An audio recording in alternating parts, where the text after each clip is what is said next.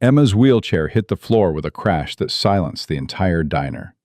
Her books scattered, her medical brace cracked against the tile, and the three boys standing over her were laughing. Not nervous laughter, cruel, deliberate amusement at a 16-year-old disabled girl they'd just assaulted in front of 40 witnesses who did absolutely nothing. Then the German Shepherd moved.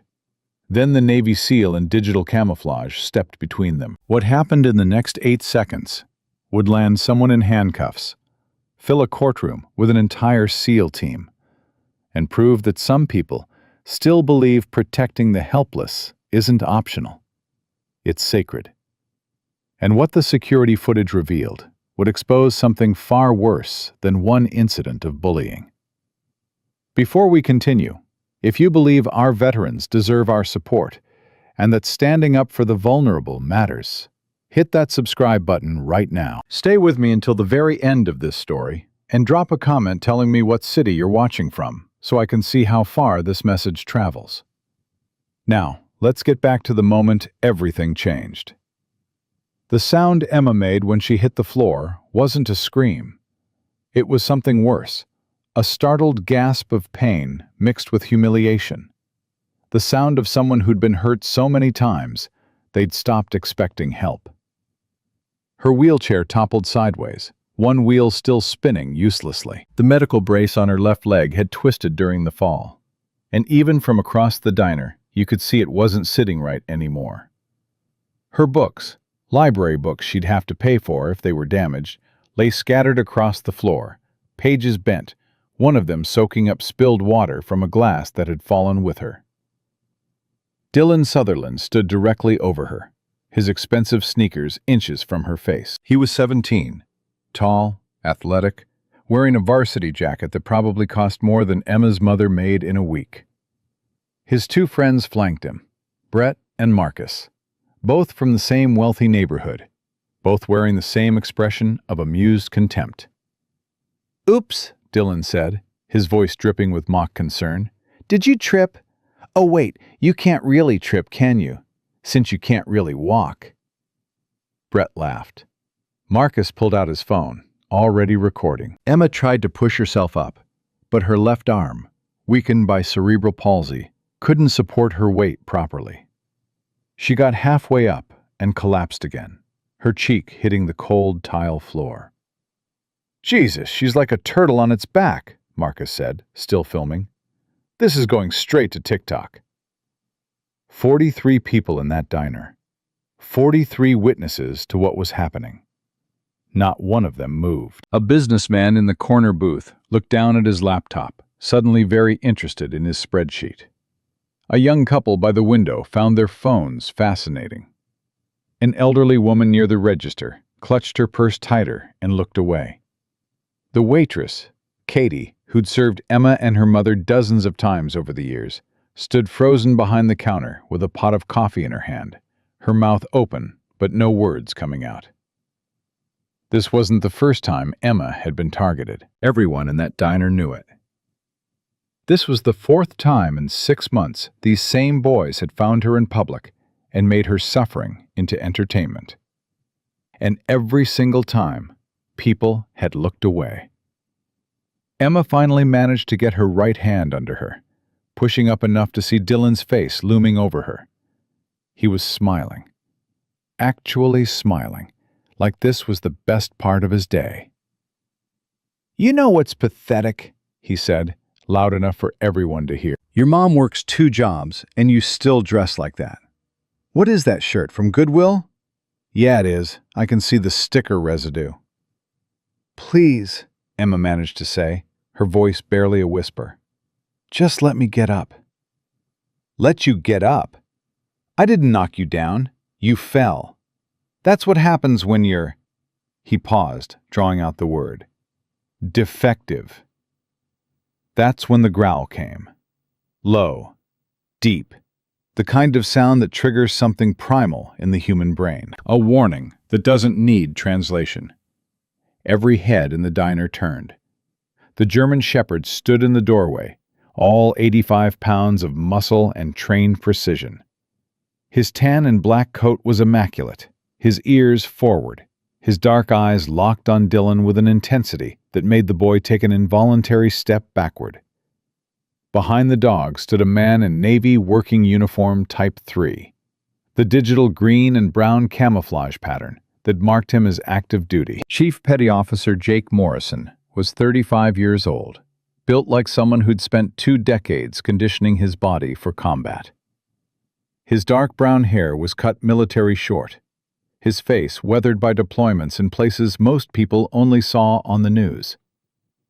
But what struck you immediately wasn't his size or his uniform. It was his eyes. Calm, assessing, the eyes of someone who'd seen real violence and knew exactly how to respond to it. "Rex, easy," Jake said quietly. The dog stopped growling, but didn't relax, his attention still fixed on Dylan. Jake walked slowly toward Emma, each step deliberate, his boots barely making sound on the tile floor. He didn't look at the 3 boys yet. His entire focus was on the girl on the floor. "Ma'am," he said, his voice gentle despite the authority it carried. "Are you hurt?" Emma looked up at him, stunned.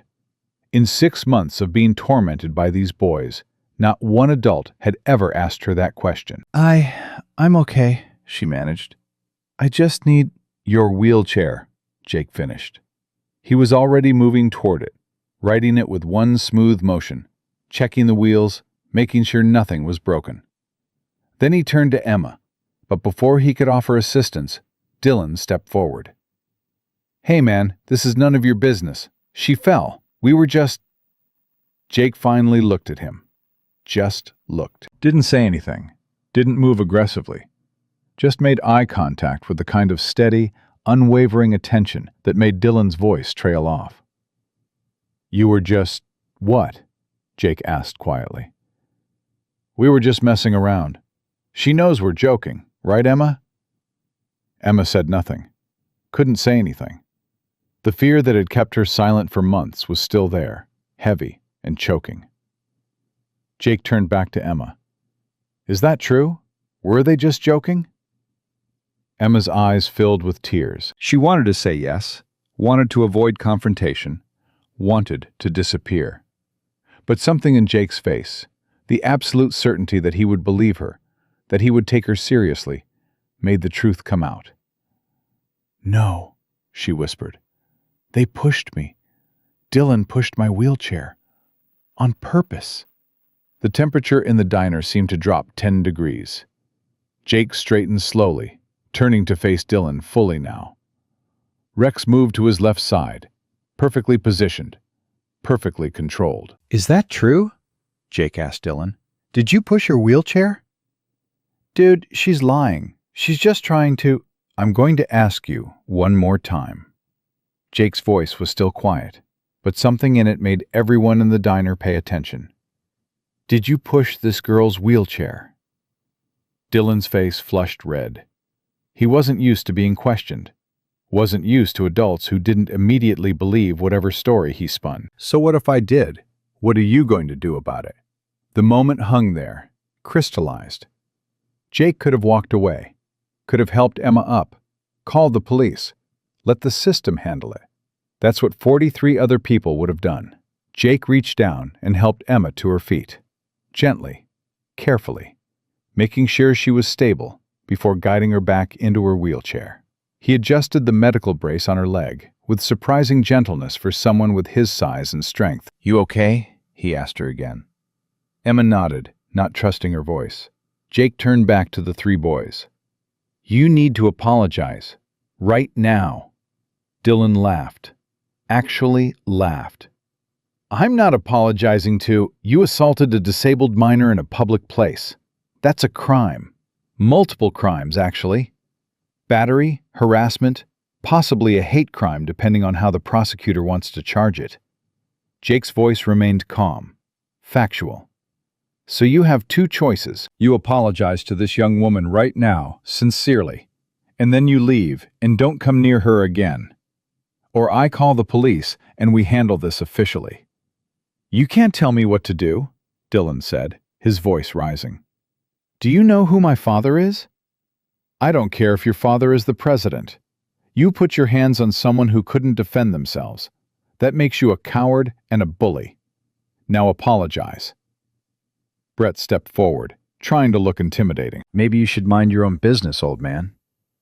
Rex's growl came back, deeper this time. The dog's eyes never left Dylan, but the message was clear. Threaten Jake and find out what a military working dog does to threats. "Rex is a retired explosives detection dog," Jake said conversationally. "Served 3 deployments in Afghanistan. He's trained to identify threats and neutralize them. Right now, he's identifying you as a threat. I'd suggest you don't give him a reason to act on that assessment." Marcus, still filming, finally lowered his phone. "This is crazy. We didn't do anything wrong." "You filmed yourself assaulting someone. That's called evidence." Jake gestured toward the phone. "I'd keep that if I were you. The prosecutor will want it." That's when Dylan made his mistake. Maybe it was pride. Maybe it was the lifetime of never facing consequences. Maybe it was the rage of being called out in front of witnesses. Whatever the reason, Dylan rushed forward and shoved Jake hard in the chest. What happened next took 3 seconds. Jake's hand came up, not to strike, but to intercept. He caught Dylan's wrist mid-push, used the boy's own momentum to turn him, and applied a controlled joint lock that put Dylan on his knees with his arm extended at an angle that made it very clear Jake could break it if he chose to. Dylan screamed, not from pain yet, but from shock and fear. "Stop! You're hurting him!" Brett yelled. "I'm restraining him," Jake corrected calmly. "He assaulted me. I'm defending myself using the minimum force necessary. Rex, guard." The German Shepherd moved between Jake and the other 2 boys, his posture making it clear that if they moved toward Jake, they'd have to go through 85 pounds of trained military dog first. Neither of them moved. "Here's what's going to happen," Jake said, his voice still eerily calm despite having Dylan in a joint lock on the floor. "I'm going to let you go. You're going to stand up, slowly. You're going to apologize to Emma, and then you're going to leave. Are we clear?" "My shoulder! You're breaking my shoulder!" "I'm not, but I could. Are we clear?" "Yes! Yes, okay!"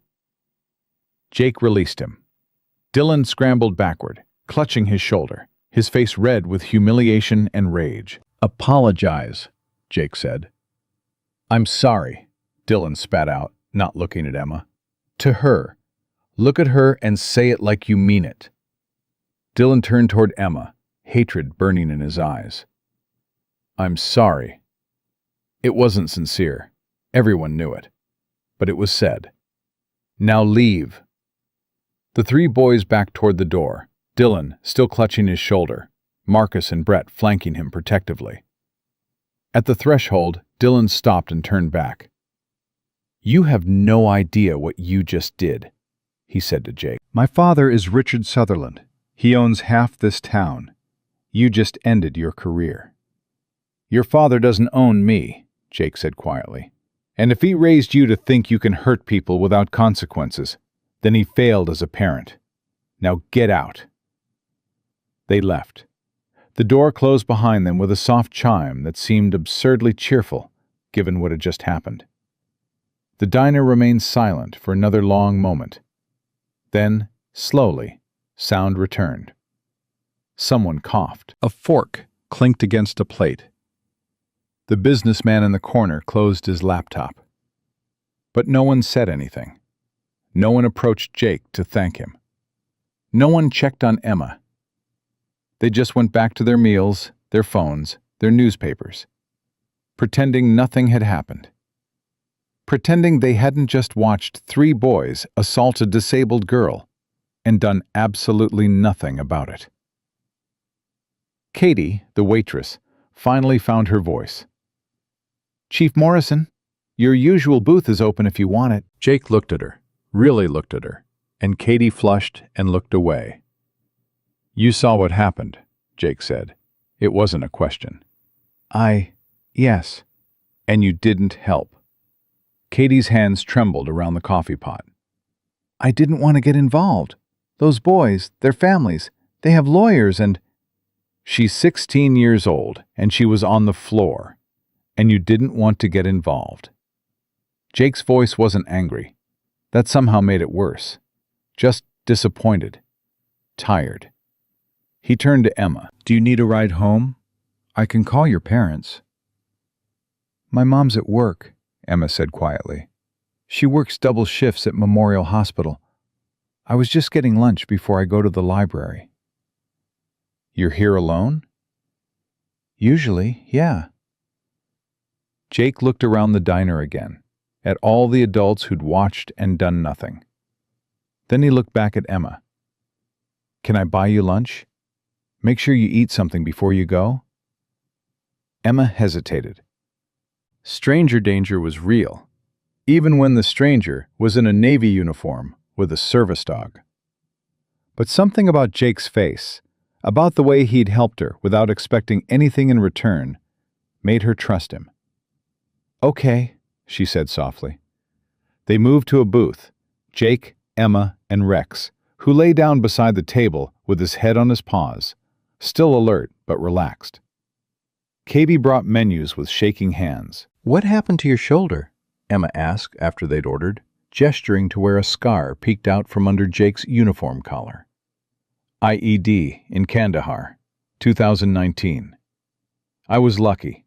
The dog I was working with, Bruno, detected it before I got close.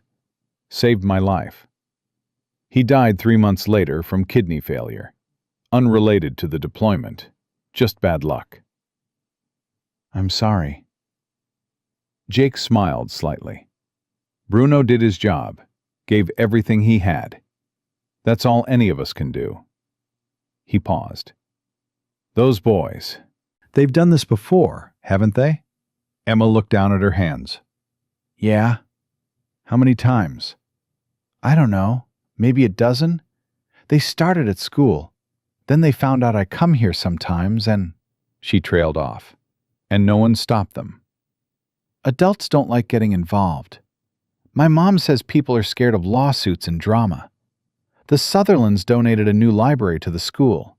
Mr. Sutherland knows the mayor. Brett's dad is on the school board." Emma's voice dropped to a whisper. "So nothing ever happens to them?" "Until today." "You're going to get in trouble. Dylan wasn't lying about his dad. Mr. Sutherland really does own half the town. He'll come after you." Jake leaned back, his expression thoughtful. "Let him try. I've dealt with worse than rich lawyers. And Emma." He waited until she looked up at him. "What happened today wasn't right. What's been happening to you isn't right. And the fact that adults have been letting it happen because they're scared of lawyers or bad publicity or whatever excuse they tell themselves, that's not right either." "But that's just how things are." "No, that's how things have been. There's a difference." Their food arrived. They ate in comfortable silence for a while, Rex occasionally lifting his head when someone walked past, but otherwise content. "Can I ask you something?" Emma said halfway through her sandwich. "Of course." "Why did you help me? You don't know me. You could have just walked past like everyone else." Jake was quiet for a moment, considering the question seriously. "When I was in Afghanistan," he finally said, "we ran convoy protection. One day we got called to escort a group of kids to a new school the military had built. These kids had been walking 6 miles each way to get to class because their village didn't have education. 6 miles, some of them barefoot, through territory where Taliban sometimes operated." He paused, took a sip of coffee. "We picked them up in armored vehicles, made sure they got there safe. And this one girl, maybe 8 years old, she had a club foot. Made walking really difficult. She was always last in line, always struggling to keep up. The Taliban had targeted her specifically before. She was easy prey, you know, vulnerable." Emma nodded slowly, seeing where this was going. "One of my teammates, Rodriguez, he started carrying extra water just for her. Made sure she got breaks when she needed them, walked at her pace instead of rushing her. And one day I asked him why he bothered. You know what he said?" "What?" He said, "Because if we can't protect an 8-year-old girl with a disability from the people who want to hurt her, what the hell are we even doing here?" Jake met Emma's eyes. Rodriguez died 2 months later, roadside bomb. But that conversation stuck with me. Because he was right. If we can't protect people who need protection, if we just walk past suffering because it's inconvenient or risky or none of our business, then what's the point of all this? He gestured to his uniform. What's the point of serving if we only serve when it's easy? Emma's eyes were wet. I wish more people thought like that. So do I. They finished eating. Jake paid for both meals, despite Emma's weak protest. As they stood to leave, Katie approached nervously. "Chief Morrison, I just wanted to say, I should have helped earlier. I should have said something." "Yes," Jake agreed simply. "You should have." Katie flinched. "Are you going to report this to the police?" "I already did. Called it in while you were getting our food. They'll want a statement from you." The color drained from Katie's face. "But the Sutherlands will—" "Will what? Sue you for telling the truth? Let them try." Jake's voice softened slightly. "Katie, I get it. You're scared. But Emma's been scared every day for months, and she's 16 years old. At some point, adults have to act like adults." Outside the diner, Jake walked Emma to the library, Rex trotting beside them. It was only 3 blocks, but Jake insisted. "If those boys come back, if they try anything else, you call 911 immediately. Don't wait, don't try to handle it yourself. Just call. Understand?" "Okay." "And Emma," Jake pulled a business card from his pocket, "this has my cell number. If you ever feel unsafe, if you ever need help, you call me, day or night. I mean that." Emma took the card, holding it like it was something precious. "Thank you, Chief Morrison." "Call me Jake." "Thank you, Jake." He watched until she was safely inside the library, then turned to Rex. "Well, boy, I think we just kicked a hornet's nest." Rex looked up at him with an expression that clearly said he'd been in worse situations. Jake's phone rang before he'd made it back to his truck. Unknown number. "Morrison?" "Chief Petty Officer Morrison, this is Detective Sarah Chen with the local police department. I understand you filed a report about an assault at Martha's Diner?" "That's correct." "Can you come down to the station? We'd like to get your full statement." Something in her tone made Jake pause. "Is there a problem, Detective?" "Let's just say we've already received a call from Richard Sutherland's attorney. They're claiming you assaulted his son without provocation. They're pushing for charges." Jake closed his eyes, unsurprised. "Of course they are." "Chief Morrison, I need you to understand something. The Sutherland family has significant influence in this town. This isn't going to be a simple he said, she said situation. They have resources, connections, and a very aggressive legal team." "Detective, I was a Navy SEAL for 15 years. I've been shot at by actual terrorists. I think I can handle a lawyer." "It's not just the lawyer I'm worried about." Chen's voice dropped lower. "I've seen how this plays out. Rich families protect their kids. Witnesses develop amnesia. Evidence disappears. And the person who tried to do the right thing ends up destroyed. Are you trying to warn me off giving a statement?" "No, I'm trying to prepare you for what's coming. Because if you go forward with this, if you testify that Dylan Sutherland assaulted that girl, you're going to face a level of scrutiny and legal pressure that most people can't handle." "Good thing I'm not most people." There was a pause. Then, "I was hoping you'd say that. Come down whenever you're ready. I'll take your statement personally." Jake hung up and looked at Rex. "What do you think, boy? Should we back down? Let some rich kid get away with hurting a disabled girl because his daddy has money?" Rex's expression suggested that was the dumbest question he'd ever heard. "Yeah, that's what I thought too." The police station was a 30-minute drive from the diner. Jake used the time to call his commanding officer and explain the situation. Captain Williams listened without interrupting, then sighed heavily. "Jake, you know I support you, but this is going to get messy. If the Sutherland family is as connected as you say, they'll come after you hard. They might even try to involve the Navy, claim you misused your position or authority. I was off duty. I was in uniform because I'd just finished training exercises. I didn't identify myself as military or use military authority. I just stopped an assault in progress. You and I know that. But lawyers can twist anything. Just be careful. And Jake." Williams paused. "For what it's worth, Rodriguez would be proud of you." The mention of his dead teammate hit harder than Jake expected. "Thank you, sir." Detective Chen was waiting when Jake arrived at the station. She was maybe 40, Korean-American, with sharp eyes that assessed him quickly and thoroughly. "Chief Morrison, thank you for coming in." "Just doing my civic duty, Detective." She led him to an interview room, and for the next 2 hours, Jake gave the most detailed statement of his life. Every word Dylan said, every action, the exact sequence of events that led to Jake restraining him, the names of witnesses, the fact that Marcus had filmed the whole thing. Chen took notes, asked clarifying questions, and nodded occasionally. "This Marcus kid, you think he still has that video?" "Unless he's smart enough to delete it. But teenagers aren't usually that smart. They post first, think later." "I'll get a warrant for his phone." Chen sat back. "Chief Morrison, I have to ask, the restraint you used on Dylan Sutherland, that's military combat training, isn't it? It's basic defensive tactics. Any security guard or police officer learns the same techniques. But you're not a security guard. You're a Navy SEAL. The Sutherland attorney is going to argue you used excessive force, that you're a trained killer who attacked an unarmed teenager."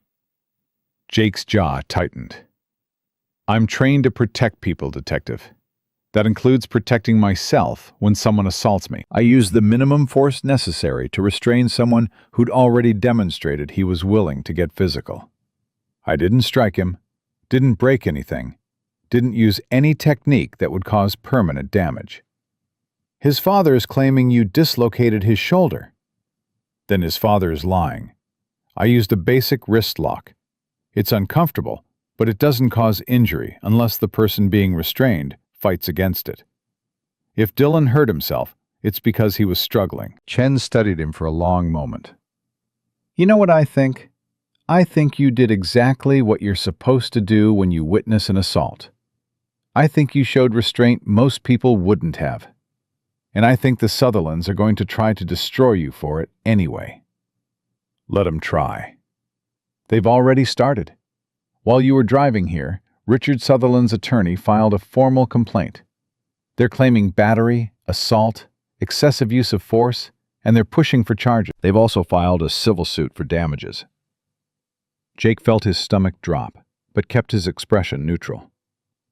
"On what grounds?" "Emotional distress, physical injury, something about defamation of character, because you called Dylan a coward in front of witnesses." Chen rolled her eyes. "It's garbage, but it's expensive garbage. The kind that buries people under legal fees, even if they win." "So what happens now?" "Now, I finish my investigation. I interview witnesses, including Emma Collins. I try to get that video from Marcus's phone.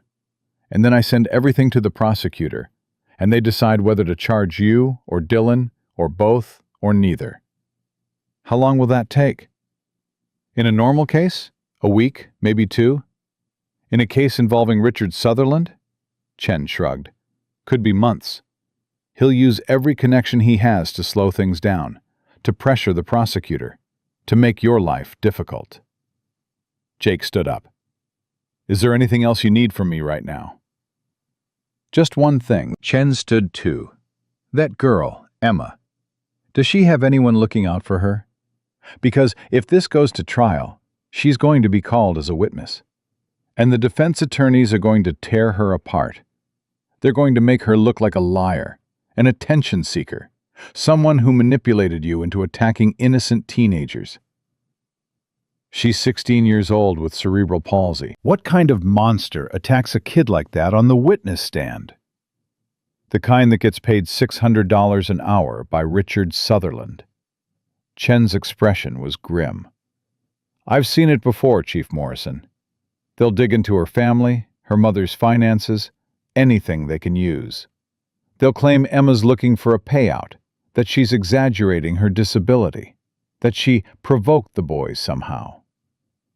That's disgusting. That's the American legal system, when you have enough money to weaponize it. Jake walked out of the police station with Rex at his side, his mind racing. He thought he was just stopping a bullying incident. He hadn't realized he was starting a war. His phone rang again. This time it was a number he recognized. His SEAL team's senior chief. Morrison, what the hell did you do? I stopped a kid from hurting a disabled girl, Senior Chief. Yeah, well, that kid's father just called the base commander. He's demanding you be court-martialed for conduct unbecoming. He's claiming you attacked his son while in uniform, that you're a danger to civilians. Jake's grip on the phone tightened. That's a lie. I know it's a lie. The old man knows it's a lie. But this Sutherland guy has connections in D.C. He's already got 2 congressmen calling for an investigation. This is insane. This is what happens when you mess with people who have more money than sense. Listen, the team has your back. All of us. But you need to lawyer up, and I mean yesterday. This guy is coming for your career, your reputation, everything.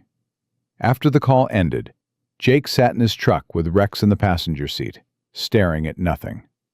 What did we get ourselves into, boy? Rex licked his hand.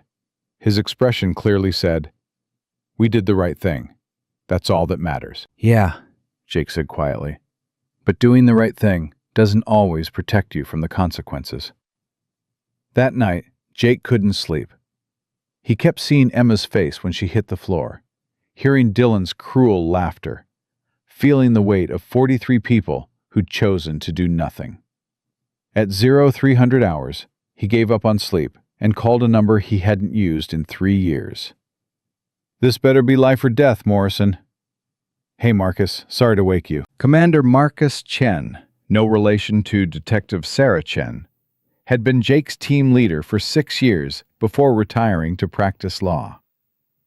He specialized in military justice and veteran advocacy. Jake, what's wrong? Jake explained everything.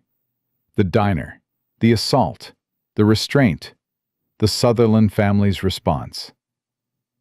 Marcus listened without interrupting. When Jake finished, there was a long silence. They're going to destroy you, Marcus finally said. Or they're going to try. You understand that, right? This isn't about justice. This is about a powerful family protecting their image. I know. And you're still going forward with this? You're still willing to testify against this kid? There's a 16-year-old disabled girl who needs someone to stand up for her. If I back down, what message does that send? That money and power can buy your way out of anything? That it's okay to hurt vulnerable people as long as your dad can afford good lawyers? No, it sends the message that you know how to pick your battles. Jake, I love you like a brother, but this is a fight you can't win. Rodriguez would have fought. Another long silence. Marcus had served with Rodriguez too, had been at his memorial service. Yeah, Marcus said quietly. He would have. Stupid, stubborn bastard would have fought until they buried him. A pause. I'm in. I'll represent you. Pro bono. But Jake, you need to understand what's coming. Character assassination, financial pressure, possibly criminal charges. They're going to make you regret the day you stepped into that diner. Let them try. That's what I was hoping you'd say. I'll catch the first flight out. In the meantime, don't talk to anyone without me present. Not the police, not the Navy, not reporters if they start calling. No one. Got it? Got it. And Jake, get some sleep. We're going to need you sharp for what's coming." Jake hung up and looked at Rex, who'd been listening to the entire conversation with typical canine patience. "Well, boy, looks like we're really doing this." Rex's tail thumped once against the floor. Doing the right thing. That's what it always came down to. Not the easy thing, not the smart thing, but the right thing, even if it cost him everything. The next morning started with a phone call Jake wasn't expecting. Emma's mother. "Chief Morrison, this is Sarah Collins, Emma's mom. I need to talk to you about what happened yesterday." Jake tensed, preparing for anger or blame or demands that he stay away from her daughter. "Yes, ma'am. I understand if you're upset." "Upset?" Sarah's voice cracked. "I'm grateful. Emma told me everything. What those boys did to her, what you did to help her." She hasn't stopped talking about you and Rex. Jake felt something loosen in his chest. "She's a brave kid, Mrs. Collins." "She's terrified. The Sutherlands called me last night. Their lawyer told me that if Emma testifies against Dylan, they'll sue us for defamation. They said they'd make sure I lose my job at the hospital, that we'd lose our apartment, that Emma would lose her disability benefits." Sarah was crying now. "I worked 2 jobs to keep us afloat. I can't afford a lawyer. I can't afford to fight people like them." "Mrs. Collins, they're trying to scare you into silence. That's what bullies do when they have money instead of morals." "But what if they're not bluffing? What if I let Emma testify and we lose everything? She needs her medical care. Her medications cost $800 a month, even with insurance. Her physical therapy is twice a week. If I lose my job..." "You won't lose your job, and Emma won't lose her benefits. Those are illegal threats, Mrs. Collins. Their lawyer is counting on you not knowing that." "How do you know?" "Because my lawyer is on his way here right now, and he's going to make sure the Sutherlands understand that intimidating witnesses is a felony. But I need to know, is Emma willing to tell the truth about what happened? Because if she is, I promise you, I will make sure she's protected." Sarah was quiet for a long moment. "Can you come to our apartment? "I think Emma should hear this from you directly." Jake arrived at the Collins apartment 45 minutes later. It was a small 2-bedroom unit in a building that had seen better decades. The carpet was worn, the walls needed paint, but everything was clean and organized. Photos of Emma at various ages covered one wall. School pictures, birthday parties, a younger Emma, before cerebral palsy had progressed to requiring a wheelchair. Emma was sitting at the kitchen table doing homework. Her face lit up when she saw Rex. "Can I pet him?" "Rex, friend," Jake said, giving the release command. The German shepherd walked over to Emma, tail wagging, and laid his head on her lap. Sarah made coffee with shaking hands. "The Sutherland lawyer called again this morning. He said they have witnesses who'll testify that Emma provoked the boys, that she called them names first." "That's a lie," Emma said immediately, her hand still on Rex's head. "I know, honey, but they're saying it anyway." Jake pulled out his phone. "Detective Chen called me this morning. They got the video from Marcus's phone. Want to know what it shows?" Sarah and Emma both nodded. "It shows Dylan pushing Emma's wheelchair. It shows her falling. It shows all 3 boys laughing and filming her while she's on the floor. It shows Dylan making fun of her disability and her clothes. There's audio of everything they said." Jake paused. "It also shows 43 people in that diner doing absolutely nothing to help her."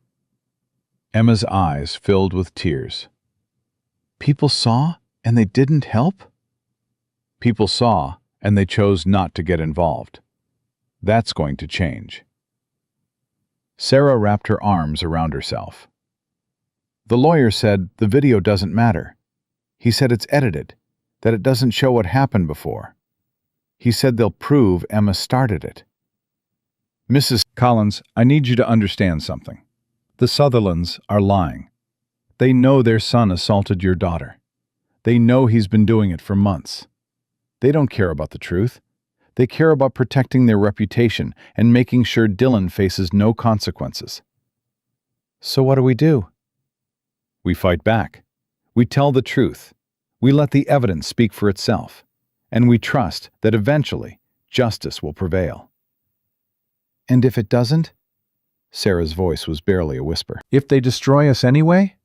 Jake looked at Emma, who was watching him with those same hopeful eyes she'd had in the diner when he asked if she was hurt. Then we'll have done the right thing anyway. And sometimes that has to be enough. Emma spoke up, her voice stronger than Jake expected. I want to testify. I want to tell everyone what they did to me. Emma, honey, it's going to be really hard. Their lawyers will ask you mean questions. They'll try to make you look like a liar. Mom, they've been calling me worse things for 6 months. At least this time, someone will be listening. Sarah looked at her daughter with a mix of pride and terror. Then she looked at Jake. Okay, we'll do it. But Chief Morrison, if this goes wrong, if we lose everything, you won't. I promise you that. Jake pulled out Commander Chen's business card. This is my lawyer. He's one of the best military justice attorneys in the country. He's agreed to represent me pro bono, and I'm going to ask him to represent you and Emma, too. We can't afford. Pro bono means free. He's doing it because it's the right thing to do. Sarah took the card with trembling hands. Why are you doing this? You don't even know us. Jake thought about Rodriguez, about the 8-year-old girl with the club foot, about every time he'd seen someone vulnerable being targeted and had the power to intervene. Because someone has to, he said simply. 3 days later, Jake sat in Commander Marcus Chen's temporary office, a rented space above a coffee shop, reviewing the case file that had grown to over 200 pages. The Sutherlands aren't playing around, Marcus said, spreading documents across the desk. They've hired Preston and Associates. That's a firm that usually handles corporate litigation and white-collar crime. Their lead attorney, Gerald Preston, charges $800 an hour and has a reputation for destroying opposing witnesses. Let him try. Jake, he will try, and he's good at it. Marcus pulled up a document on his laptop. Look at this. They've already filed motions to exclude the video evidence, claiming it was obtained illegally. They're arguing that Detective Chen didn't have proper warrant authority when she seized Marcus's phone. That's garbage. Marcus voluntarily turned over his phone when Chen asked for it, after she told him she could get a warrant. Preston is arguing that's coercive, that it constitutes an illegal search. Jake felt his jaw clench. So they're trying to suppress the only objective evidence of what happened. Yes. And if the judge grants their motion, this becomes a he said, she said case. Dylan, Brett, and Marcus will all testify that Emma provoked them. They'll say you attacked Dylan without cause. They'll bring in character witnesses to paint the boys as good kids, and you as an unstable veteran with anger issues. I'm not unstable. I know that. But they're going to try to make a jury believe it. They've already requested your military medical records. They're looking for anything. PTSD diagnosis, combat stress, anything they can use to suggest you're dangerous. I've never been diagnosed with PTSD. Then they'll suggest you should have been, that the Navy failed to properly evaluate you, that you're suffering from undiagnosed trauma that makes you overreact to perceived threats. Marcus leaned back in his chair. Jake, I need you to understand what we're up against. This isn't just about one incident in a diner. The Sutherlands are going to put your entire life under a microscope and twist everything they find. The preliminary hearing was scheduled for the following Monday. Jake spent the weekend preparing testimony with Marcus, going over every detail, anticipating every question the defense might ask. On Sunday evening, his phone rang. Detective Chen. Chief Morrison, we have a problem. What kind of problem? 3 of the witnesses from the diner have recanted their statements. They're now saying they didn't see Dylan push Emma's wheelchair. They're saying it looked like she fell on her own and you overreacted. Jake's blood ran cold. Let me guess, the three witnesses who changed their stories all have connections to the Sutherland family? One of them is Richard Sutherland's accountant. Another is Brett's uncle. The third is a woman whose son got into private school thanks to a recommendation letter from Sutherland. So they're lying. They're changing their testimony. And legally, that's going to be a problem. The defense will argue that the witnesses were pressured by police to give statements supporting you. And now they're telling the real truth. That's insane. That's expensive legal maneuvering. Preston knows what he's doing. Jake hung up and immediately called Marcus, who swore creatively for 30 seconds. This is bad, Jake. If we lose 3 witnesses, we still have Katie the waitress. We still have Emma. We still have the video if the judge allows it. Katie the waitress who works at a diner that could lose its business license if the health inspector suddenly decides to do a thorough inspection? Katie whose boss probably got a phone call from someone suggesting it would be in everyone's best interest if she developed amnesia? Jake slammed his fist on the table, making Rex look up in concern. So what, we just let them win? We let them intimidate everyone into silence? No, we find other evidence. We dig into the boy's history. We prove this is a pattern, not an isolated incident. How? Leave that to me. I'm going to make some calls. Monday morning arrived too quickly. The courthouse was smaller than Jake expected. Old brick and marble that spoke to a time when justice felt more certain. He arrived early with Marcus and Rex, all 3 of them in their respective professional attire. Jake in his dress blues, Marcus in a dark suit, Rex in his official canine vest. The Sutherlands were already there. Richard Sutherland was exactly what Jake expected. Late 50s, expensive suit, the kind of confidence that comes from never hearing the word no. Dylan sat next to him, his arm in a sling that Jake was 90% certain was for dramatic effect. Brett and Marcus flanked them, along with their parents, who all looked like they'd stepped out of a country club brochure. Gerald Preston, the defense attorney, was a tall man with silver hair and a smile that never reached his eyes. He shook hands with the prosecutor, chatted easily with the bailiff, and completely ignored Jake's presence. Emma and her mother arrived 10 minutes before the hearing was scheduled to start. Sarah looked terrified. Emma looked determined. "You okay?" Jake asked Emma quietly. "I'm scared, but I'm more angry than scared." "Good. Hold on to that." The judge, Marcia Henderson, was a woman in her early 60s with sharp eyes and a no-nonsense demeanor. She called the hearing to order and got straight to business. This is a preliminary hearing to determine if there's sufficient evidence to proceed with charges against Chief Petty Officer Jake Morrison for assault and battery. Mr. Preston, you may present your opening statement. Preston stood, buttoning his jacket with practiced ease. Your Honor, this case is about a dangerous overreaction by a man trained in lethal force. Chief Morrison, while in military uniform and therefore representing the United States Navy, attacked my client, Dylan Sutherland, without provocation or justification. He used combat techniques to injure a 17-year-old boy, causing a shoulder injury that required medical attention and ongoing physical therapy.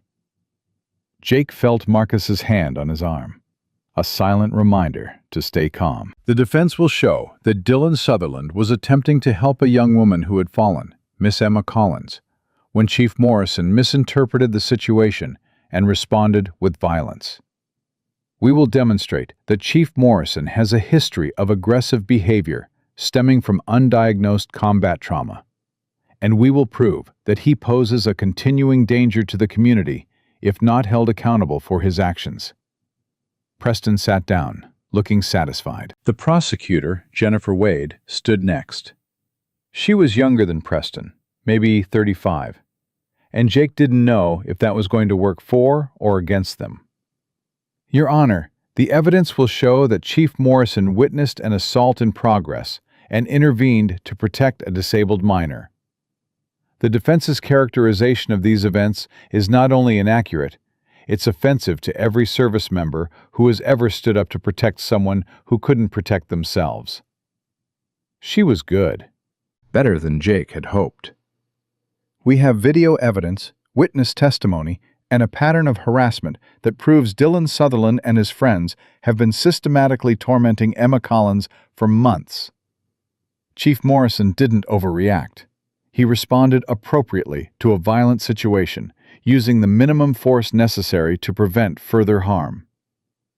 Judge Henderson nodded. "Let's see this video evidence." Preston immediately stood. "Your Honor, the defense moves to exclude the video on the grounds that it was obtained through coercive means." "Mr. Preston, I've read your motion. I've also read the response. The video was voluntarily provided by a witness after being informed a warrant could be obtained. That's not coercion. That's standard police procedure. Motion denied. Let's see the video." The courtroom lights dimmed slightly as the video played on a screen. Every second of it was worse than Jake remembered. Dylan pushing the wheelchair. Emma falling. The boys laughing. Emma trying to get up and failing. The cruel comments. 43 people doing nothing. When the lights came back up, Jake saw several people in the gallery wiping their eyes. Even Judge Henderson looked affected.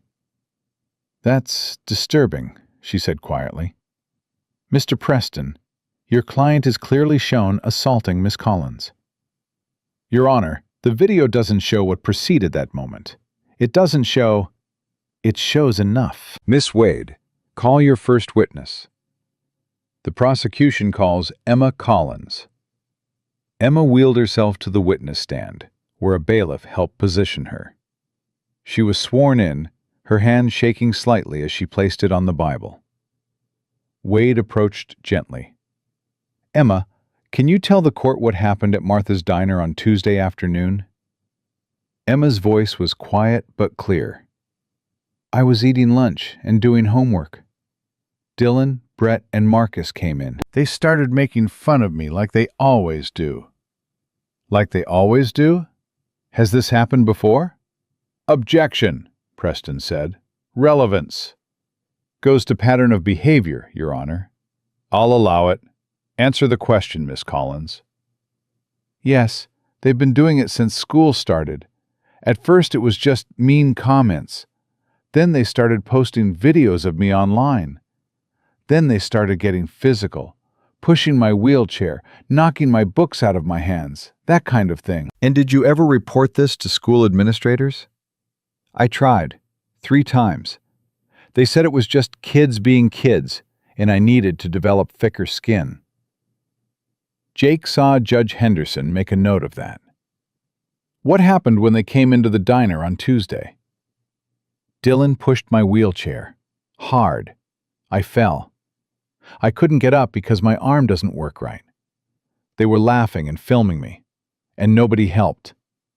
Not until Chief Morrison came in." "What did Chief Morrison do?" "He asked if I was hurt. He helped me up. He made sure I was okay. And then he asked the boys to apologize." "And did they apologize?" "Dylan shoved Chief Morrison. That's when Chief Morrison grabbed his arm to stop him." Wade nodded. "Thank you, Emma. No further questions." Preston stood for cross-examination, and Jake felt his muscles tense. This was where it would get ugly. "Miss Collins, you say these boys have been bullying you for months. Why didn't you tell your mother?" "I didn't want to worry her. She works all the time to pay for my medical care." "So you kept it secret. You didn't tell anyone. How convenient." "Objection," Wade said. "Argumentative." "Sustained. Mr. Preston, ask questions. Don't make statements." Preston smiled. "Miss Collins, isn't it true that you have a history of seeking attention through exaggeration?" Emma looked confused. "What? No." "Your school records show that you've been to the principal's office 17 times in the past year for various complaints. Complaints that were investigated and found to be exaggerated or false." "That's not true. I reported bullying and they didn't—" "Yes or no, Miss Collins?" Have you been to the principal's office 17 times? Yes, but And were your complaints substantiated? Emma's eyes filled with tears. they said there wasn't enough evidence, but that doesn't mean it didn't happen. So these school administrators, trained professionals who work with children every day, determined that your claims were false. Is that correct? Wade stood. Objection! Mischaracterizes the testimony. Overruled. Answer the question, Miss Collins. They didn't say my claims were false. They said they couldn't prove them. That's different. Preston moved closer. Miss Collins, isn't it true that you told your mother you wanted to sue the school district for failing to protect you from bullying? I never said that. But your mother did consult with an attorney about a potential lawsuit, didn't she? Sarah stood up in the gallery. That was after this happened, after your client assaulted my daughter. Judge Henderson banged her gavel. Mrs. Collins, sit down or I'll have you removed. Mr. Preston, where are you going with this? Your Honor, I'm establishing that Miss Collins has a financial motive to exaggerate or fabricate claims of bullying. She and her mother are looking for a payout. That's disgusting, Marcus whispered to Jake. He's accusing a disabled kid of lying for money. Emma was crying openly now. I'm not lying. They hurt me. They've been hurting me for months, and nobody believed me until Chief Morrison. Preston's expression didn't change. Miss Collins, you've testified that you have cerebral palsy, correct? Yes. And this condition affects your balance and coordination? Yes. So isn't it possible that you simply fell, that you lost your balance and fell, and in your confusion, you misinterpreted my client's attempt to help you as an assault? No, he pushed me. I know the difference between falling and being pushed. But you just admitted your balance is impaired. How can you be certain? Because I felt his hands on my wheelchair. Because I heard him laughing.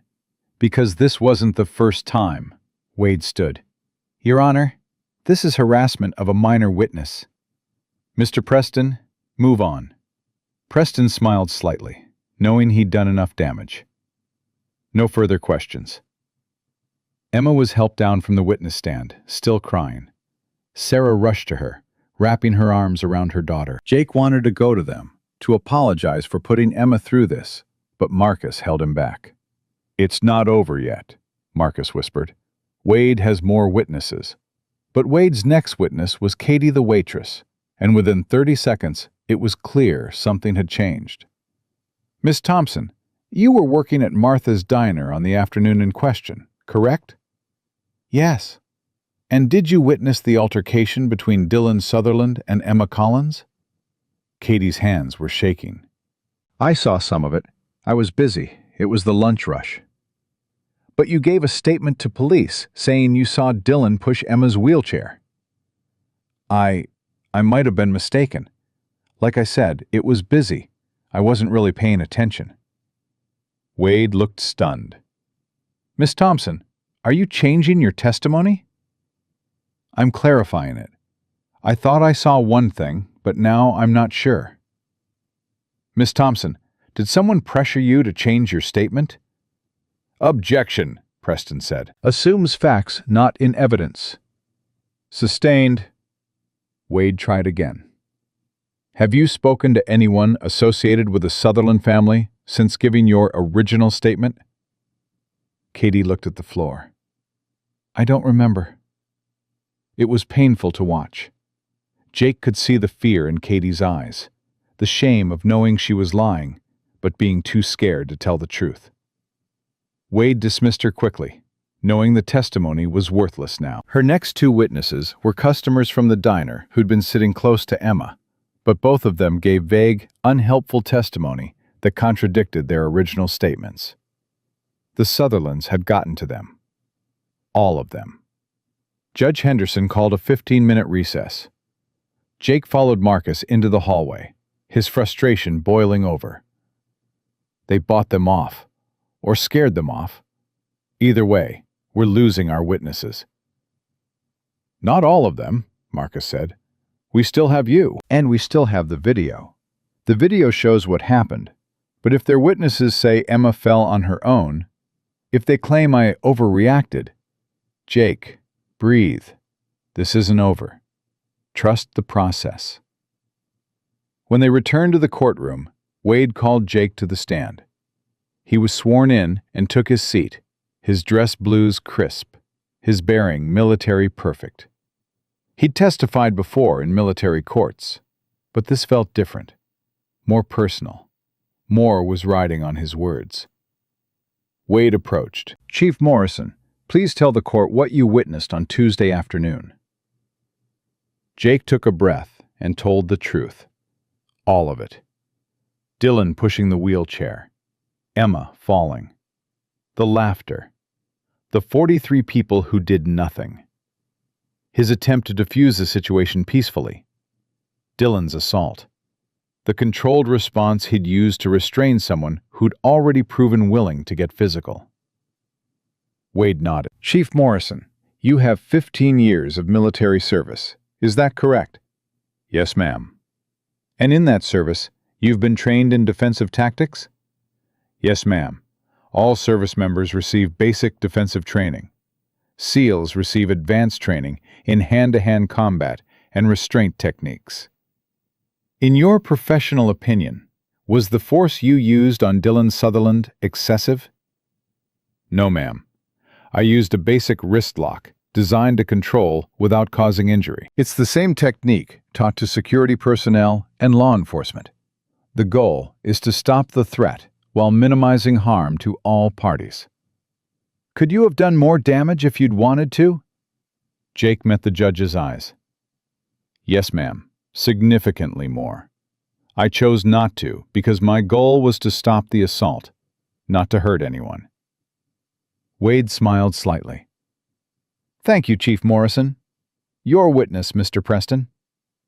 Preston stood, and Jake braced himself for the attack he knew was coming. Chief Morrison, you've been a Navy SEAL for 15 years. That means you've seen combat, correct? Yes, sir. How many deployments? 7. And in those deployments, have you killed enemy combatants? Marcus stood. Objection. Relevance. Your Honor, I'm establishing the witness's capacity for violence. Overruled. Answer the question, Chief Morrison. Jake's jaw tightened. Yes, I've engaged enemy combatants in accordance with rules of engagement. How many? I don't know the exact number. Estimate. I can't. Combat situations don't allow for precise accounting. More than 10? Probably. More than 20? Your Honor, Marcus interjected, this is clearly meant to prejudice the witness. Mr. Preston, get to your point. My point, Your Honor, is that Chief Morrison is a trained killer who has admitted to killing more than 20 people. And on Tuesday afternoon, he brought those same deadly skills to bear on an unarmed 17-year-old boy. I restrained him. I didn't hurt him. Really? Because Dylan has medical records showing a partially torn rotator cuff requiring physical therapy. Jake felt cold. That's impossible. The technique I used doesn't cause that kind of injury unless you apply excessive force, which you did, because you're a trained killer who doesn't know how to control your violent impulses. Objection! Marcus was on his feet. Your Honor, this is outrageous. Sustained. Mr. Preston, one more comment like that and I'll hold you in contempt. This witness is a decorated service member, not a criminal. Preston didn't look chastened. Chief Morrison, have you ever been evaluated for PTSD? No. Why not? Because I don't have PTSD. How do you know if you've never been evaluated? Because I know my own mental state. Do you? Have you ever had nightmares about combat? Occasionally. That's normal for anyone who's seen combat. Have you ever had flashbacks? No. Have you ever felt hypervigilant in civilian settings? I'm trained to be aware of my surroundings. That's not hypervigilance. That's professional competence. Preston smiled. Let me ask you this, Chief Morrison. When you saw Dylan near Emma, did you immediately perceive him as a threat? I saw him push a wheelchair and laugh while a disabled girl was on the floor. Yes, I perceived that as threatening behavior. But you didn't know what happened before you entered the diner, did you? You didn't know if Emma had said something provocative, if she'd started the altercation. I know that a 16-year-old girl with cerebral palsy was on the floor, and 3 teenage boys were laughing at her. That's all I needed to know. So you made a split-second judgment based on incomplete information and responded with violence. Doesn't that sound like combat mentality bleeding into civilian life? Jake forced himself to stay calm.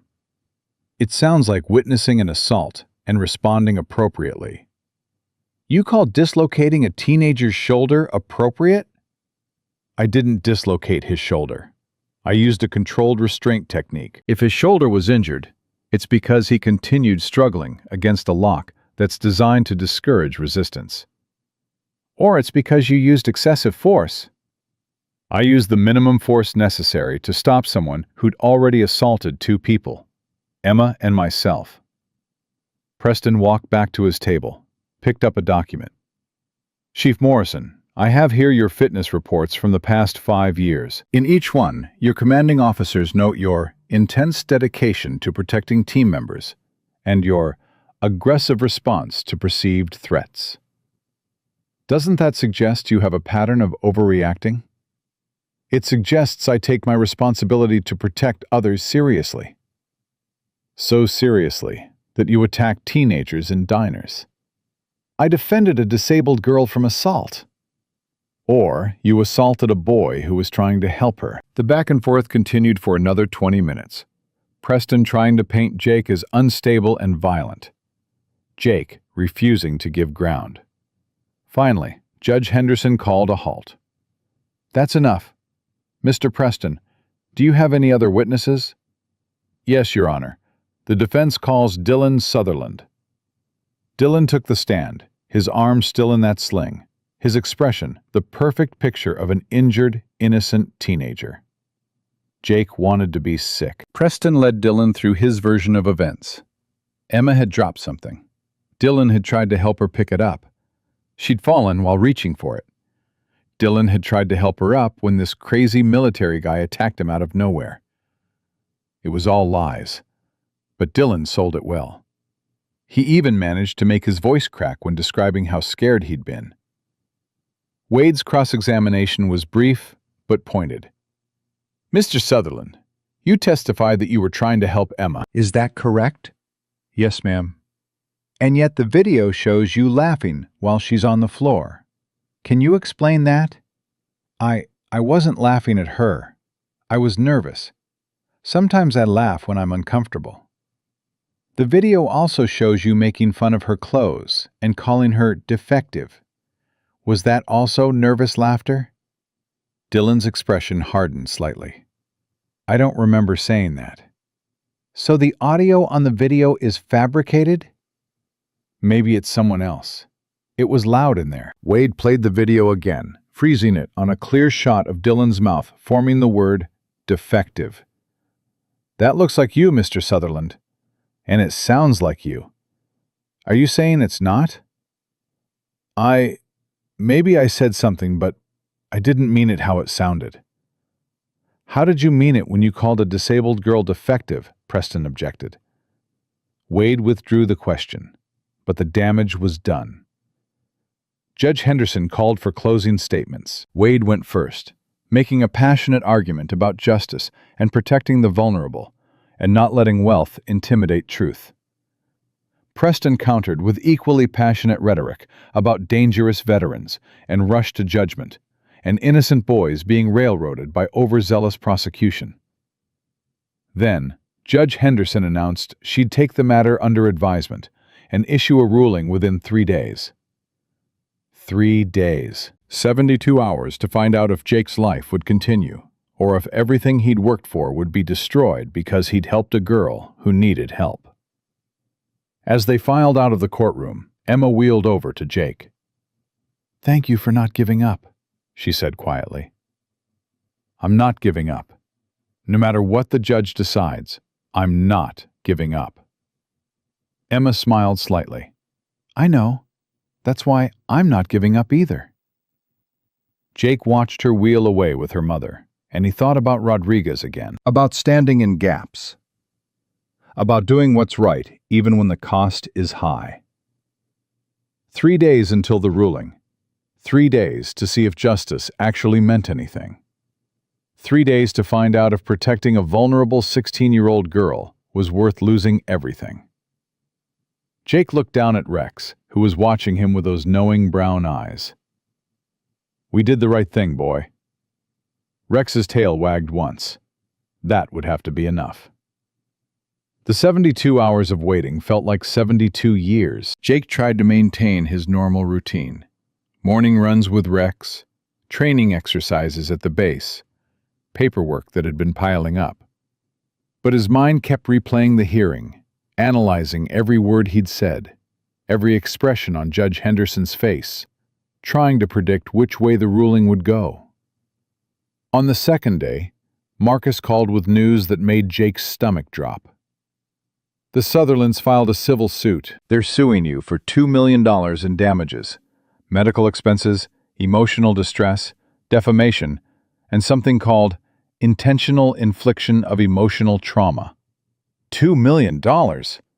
Jake sat down hard. I don't have $2 million. I don't have a tenth of that. They know that. This isn't about money. It's about burying you under legal fees until you can't fight anymore. They want you to give up, to recant your testimony, to disappear quietly so Dylan faces no consequences. I'm not giving up. I know you're not. But Jake, defending this civil suit could cost hundreds of thousands, even if we win. And they can drag it out for years. This is their end game. Make it so expensive and exhausting to fight that you have no choice but to surrender. Jake looked at Rex, who was lying at his feet.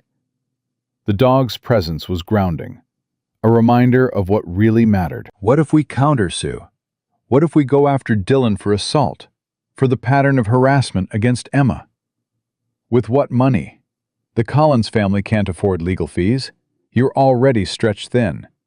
The Sutherlands can outlast us in a war of attrition. So, we just let them win? Marcus was quiet for a moment. No, we get creative. I'm reaching out to veteran advocacy groups, civil rights organizations, disability rights lawyers. Someone out there will want to take this case because it's the right thing to do, not because they're getting paid. And if no one does, then we figure something else out. But we don't quit. Rodriguez didn't raise quitters. The mention of their dead teammate hit like it always did. Painful, but motivating. That evening, Jake got an unexpected visitor. Detective Sarah Chen appeared at his door with a file folder and an expression that said she had news he needed to hear. Can I come in? Jake stepped aside, letting her enter. Rex gave her a cursory sniff and returned to his spot by the couch. I've been digging into Dylan, Brett, and Marcus, Chen said, sitting down at Jake's kitchen table. Their history, their social media, their phones. And Emma isn't their only victim. Not even close. She opened the folder, spreading out printed screenshots and reports. I found 17 other students they've targeted over the past 3 years. Kids with disabilities, kids from poor families, kids who didn't fit in. They've been running a coordinated harassment campaign and documenting it all online. Jake felt rage building in his chest. 17 kids? That I could find. There are probably more who never reported it or deleted their social media to escape the harassment. Chen pointed to one screenshot. This is from Marcus's TikTok account. He has a whole series called Freak Watch, where they film themselves tormenting vulnerable students. It has over 100,000 followers. Jesus Christ. It gets worse. Some of their followers send them money through donation apps, basically paying them to escalate the harassment. They've made over $15,000 in the past year from bullying content. Jake stared at the documents, his hands clenching into fists. Why hasn't anyone stopped this? How have the schools not shut this down? Because the Sutherlands are generous donors. Richard Sutherland funds the sports programs, the new library, scholarships. The schools don't want to bite the hand that feeds them. So when parents complain about Dylan and his friends, administrators find ways to minimize it, to blame the victims, to make it go away quietly. That's corruption. That's the American education system, when money talks louder than morals. Chen leaned forward. But here's the thing. This changes everything. If we can prove Dylan has a pattern of targeting vulnerable kids, if we can show this is organized and profit-driven, we're not looking at simple assault anymore.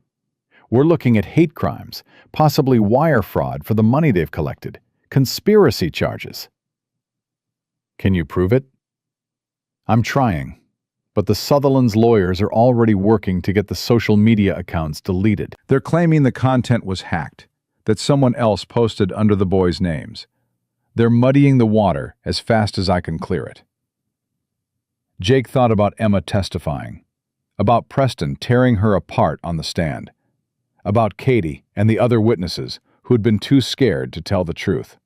We need something they can't delete or explain away. Something that proves definitively what these kids have been doing. Chen smiled slightly. That's why I'm here. I need your help with something that's technically outside normal procedure. How far outside? Far enough that if it goes wrong, I could lose my badge, and you could lose your case. Jake met her eyes. What do you need? 2 hours later, Jake found himself doing something he'd never imagined, breaking into a high school. Not literally breaking in. Chen had arranged for the night custodian, a veteran who'd heard about Jake's situation, to let them in through a side door. But the intent was the same. Accessing information they weren't technically authorized to access. The school's social worker has been documenting complaints about Dylan, Brett, and Marcus for 2 years, Chen explained as they moved through dark hallways. But the administration has been burying those reports. If we can get copies, we can prove the school knew what was happening and did nothing. Why doesn't the social worker just give them to you? She tried. She was told to delete them or face termination. She's a single mom with 2 kids. She couldn't afford to lose her job. They reached the administrative office. The custodian, a man named Henry, who'd served in the army during Desert Storm, unlocked the door. I don't know what you're doing in here, Henry said carefully. I didn't see anything. I was in the bathroom for the next 20 minutes. Got it? Got it, Chen said. Thank you, Henry. Don't thank me. Just get those bastards. My daughter had Dylan in her class. He made her life hell for 6 months before we moved her to a different school. After Henry left, Chen moved to the filing cabinets. Social worker's name is Rebecca Martinez. Her file should be in here. They found the files 15 minutes later. 2 years' worth of documentation about Dylan, Brett, and Marcus. Complaints from students, parents, teachers.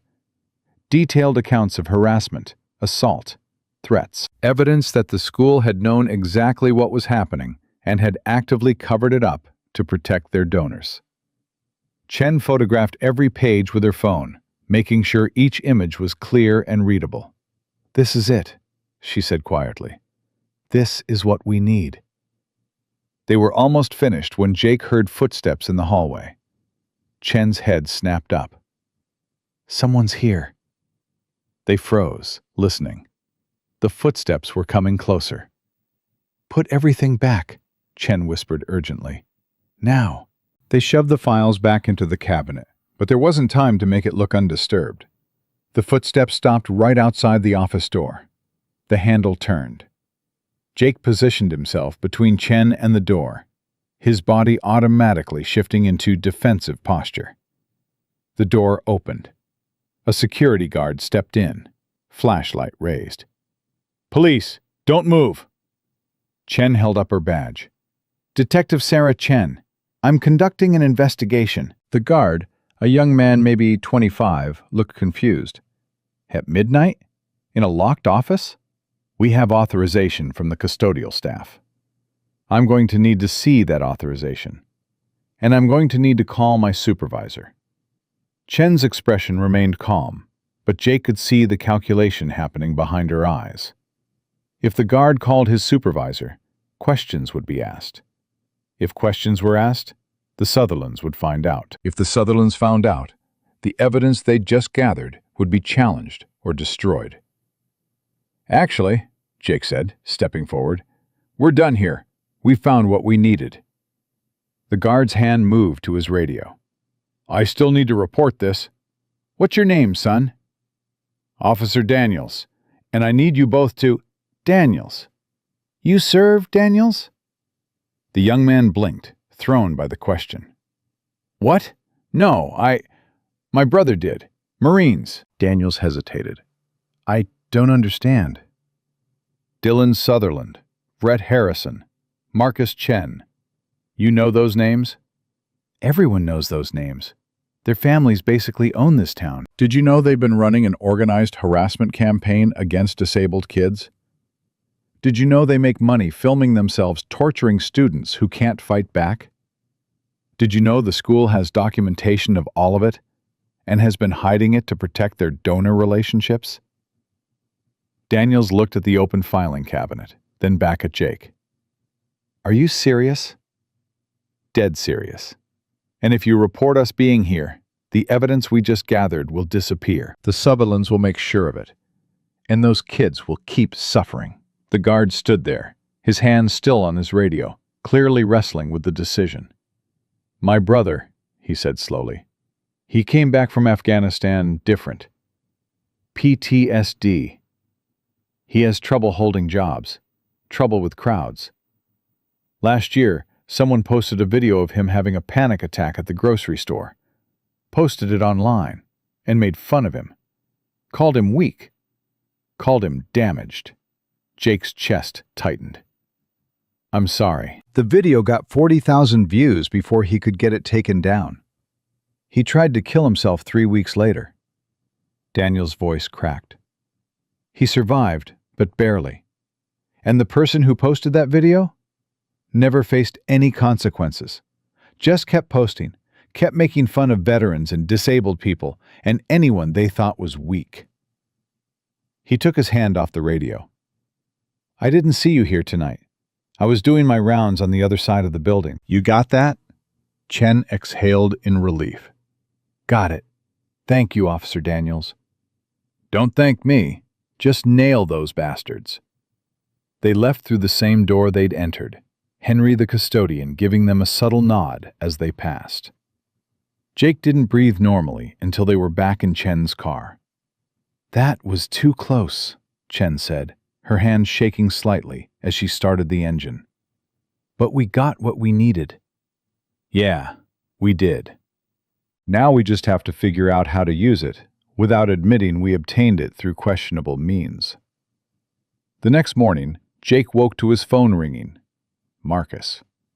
Judge Henderson issued her ruling. Jake's heart stopped. And? She's dismissing the assault charges against you. She found that you acted in defense of yourself and Emma, using reasonable force given the circumstances. Dylan's medical records were inconclusive about the source of his shoulder injury, and she didn't find credible evidence that you used excessive force. Relief flooded through Jake so intensely he had to sit down. We won? On the criminal charges, yes. But Jake, she's also ruling that there's sufficient evidence of mutual combat to justify charges against Dylan for assault. She's referring his case to juvenile court. Mutual combat? Dylan assaulted Emma and then assaulted me. How is that mutual? Because his lawyers convinced her that Dylan genuinely believed he was helping Emma and that he pushed you out of fear, not aggression. It's garbage, but it gives the Sutherlands a narrative where their son isn't the villain. Jake felt his relief curdling into frustration.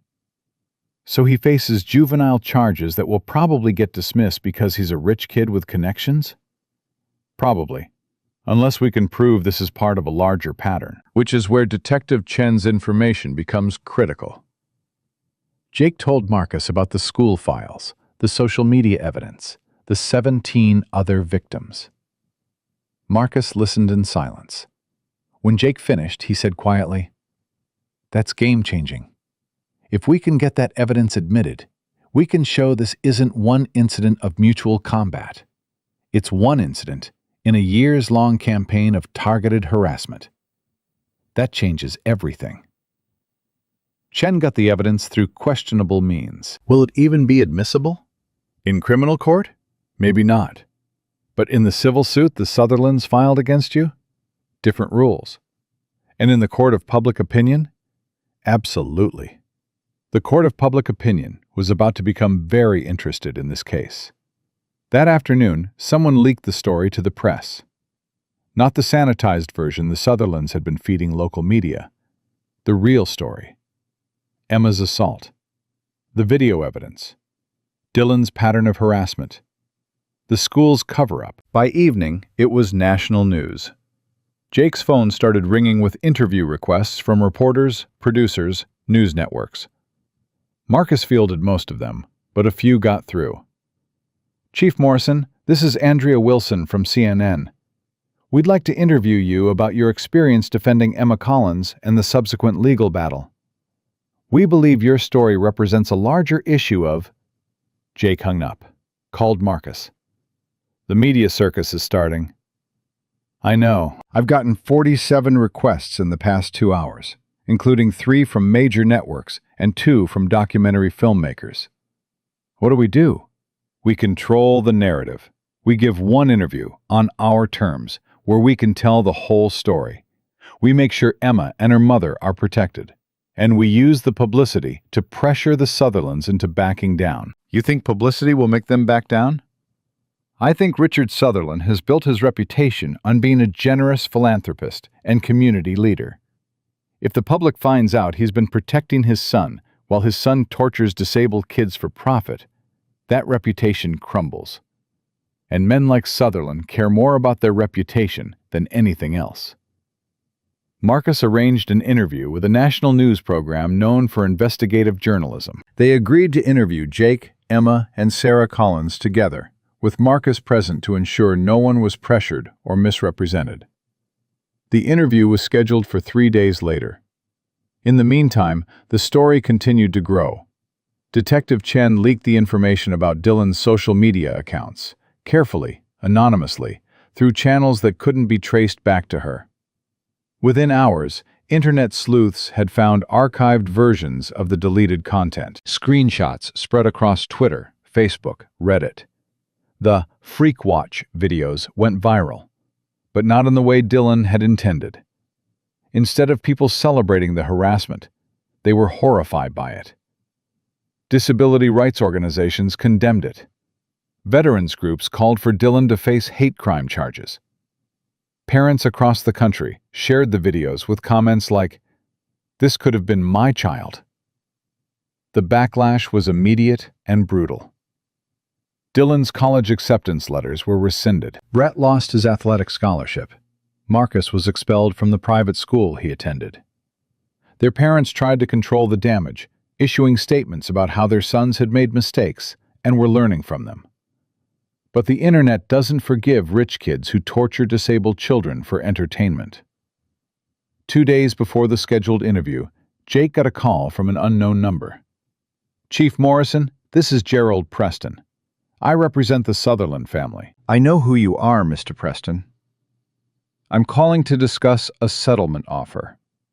My clients are willing to drop their civil suit against you in exchange for you declining to press charges against Dylan and agreeing not to speak publicly about this matter." "So you want me to shut up and go away?" "I want to offer you a way to end this without further damage to either party. Chief Morrison, you won the criminal case. Be satisfied with that. Continuing to pursue this matter will only cause more pain for everyone involved, including Emma Collins." Don't you dare use Emma's name like you care about her. "I care about resolving this matter in a way that allows everyone to move forward. My clients are prepared to offer a financial settlement to the Collins family as well. $200,000 in exchange for signing a non-disclosure agreement. Jake felt sick. You're trying to buy their silence. I'm trying to help a struggling family. Mrs. Collins works 2 jobs to pay for her daughter's medical care. $200,000 could change their lives. All they have to do is agree not to pursue further legal action or speak publicly about what happened. You mean agree to let your client get away with assault? I mean agree to accept compensation for their suffering and move on with their lives. I'll pass your offer along to Mrs. Collins, but I'm guessing she'll tell you the same thing I'm about to. We're not interested in blood money. We're interested in justice. Chief Morrison, be reasonable. My clients have resources you cannot match. They can tie you up in legal proceedings for years. They can make your life a living hell. Is that really worth it for one incident in a diner? It's not one incident. It's 17 victims. It's 2 years of documented harassment. It's a school system that protected bullies because their parents donated money. Yeah, Mr. Preston, that's worth fighting for. Then you're a fool, and you're going to lose everything. I've lost things before. I survived. Preston hung up without another word. Jake immediately called Sarah Collins and told her about the settlement offer. $200,000? Sarah said, her voice shaking. That's more money than I'll make in 5 years. That could pay for Emma's college, her medical care, everything. It could, but it comes with strings. You'd have to sign away your right to speak about what happened. Dylan would face no real consequences, and the next kid he targets would have no one to stand up for them.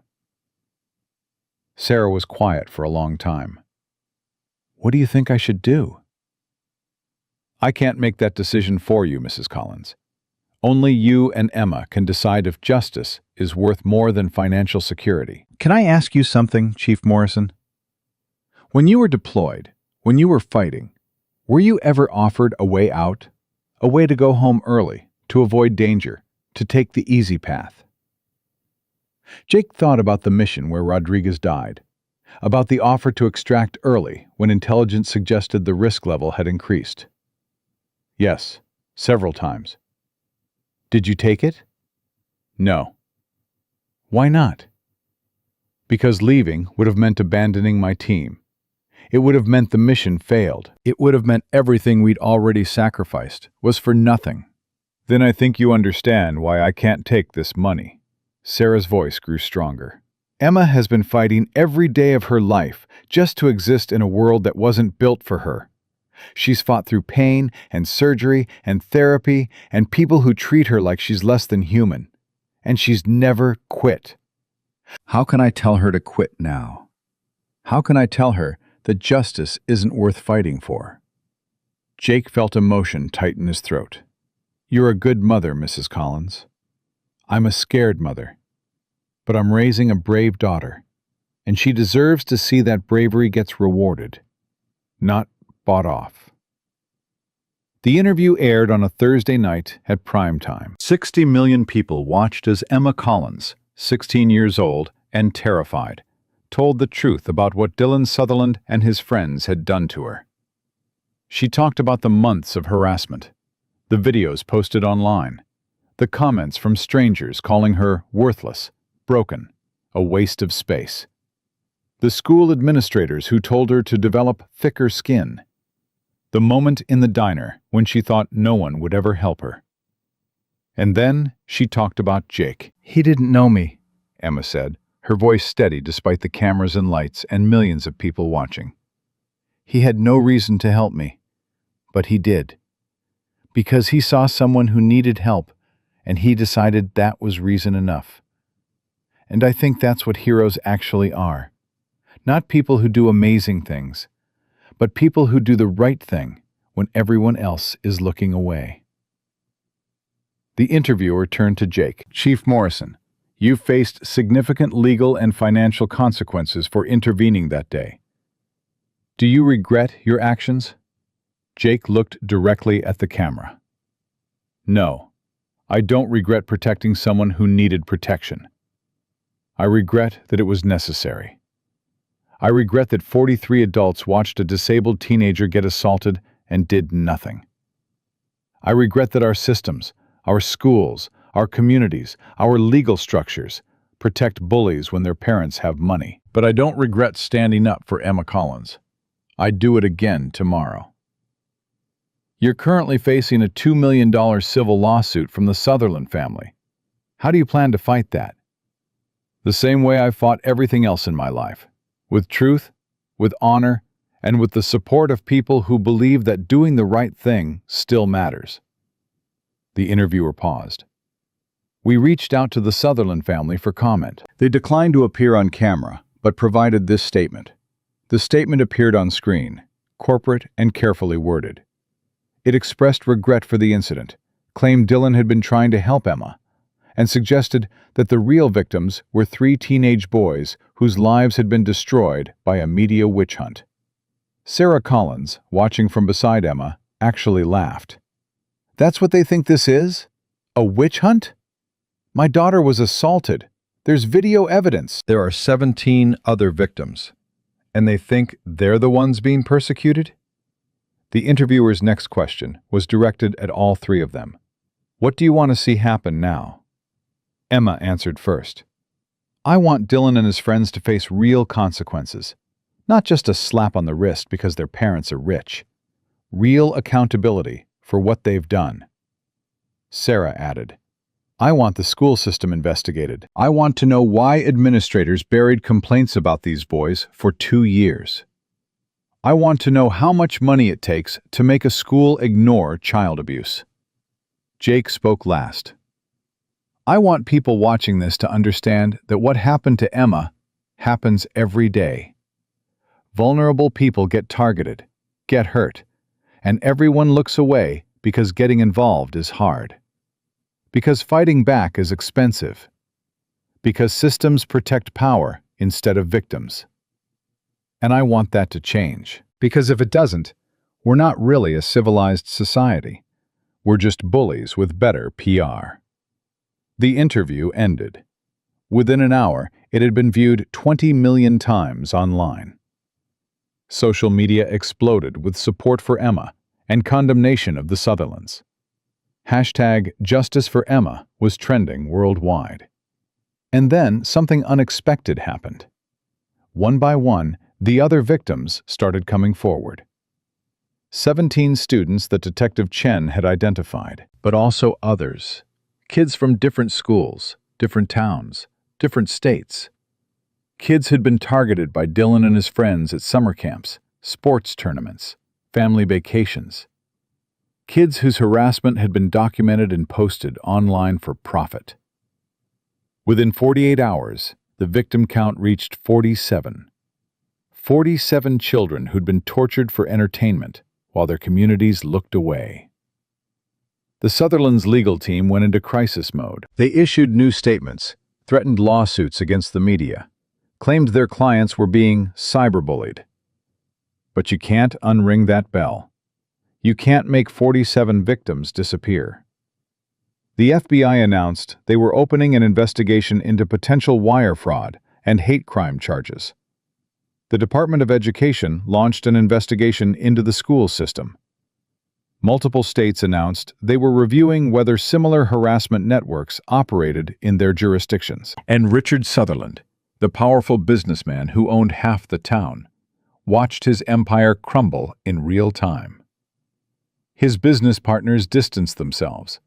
His charitable organizations asked him to step down from board positions.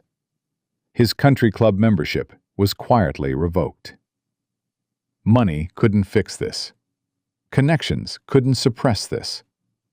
Lawyers couldn't argue this away. For the first time in his life, Richard Sutherland faced consequences he couldn't escape. 3 days after the interview, Gerald Preston called Jake again. My clients are prepared to offer new terms. They'll drop their civil suit. They'll issue a public apology. They'll donate $1 million to disability advocacy organizations. In exchange, they ask only that you don't pursue criminal charges beyond what the state has already filed. Jake let that sink in. They want me to accept their surrender. They want to end this before more damage is done to everyone involved. What about Emma? What about the other 46 victims? Individual settlements will be negotiated with each family. My clients are prepared to be generous. Your clients are prepared to pay for silence. My clients are prepared to take responsibility for their actions in a way that provides compensation to those who were harmed. Jake thought about that. Thought about Emma and her mother. Thought about the 17 other students Detective Chen had found. Thought about the 47 total victims who'd suffered in silence until someone finally fought back. I'll take your offer to Emma and her mother. But Preston, if this is another attempt to buy them off, if this is just a PR move to make the story go away, you tell your clients they can take their $1 million and choke on it. I'll relay your sentiment, though perhaps in more professional language. Jake hung up and called Sarah Collins, told her about the new offer. What do you think? Sarah asked. I think the Sutherlands are cornered, and they're trying to limit the damage. I think this offer is real because they have no other options. But I also think the question isn't whether to accept it. It's whether accepting it gives Emma and the other victims justice, or just gives the Sutherlands an easier way out. Sarah was quiet. Then, "Can I talk to Emma about this?" "Of course." 20 minutes later, Sarah called back. "Emma says yes, but only if the Sutherlands agree to 3 conditions. First, Dylan has to personally apologize to every victim, on camera, with no script from his lawyers.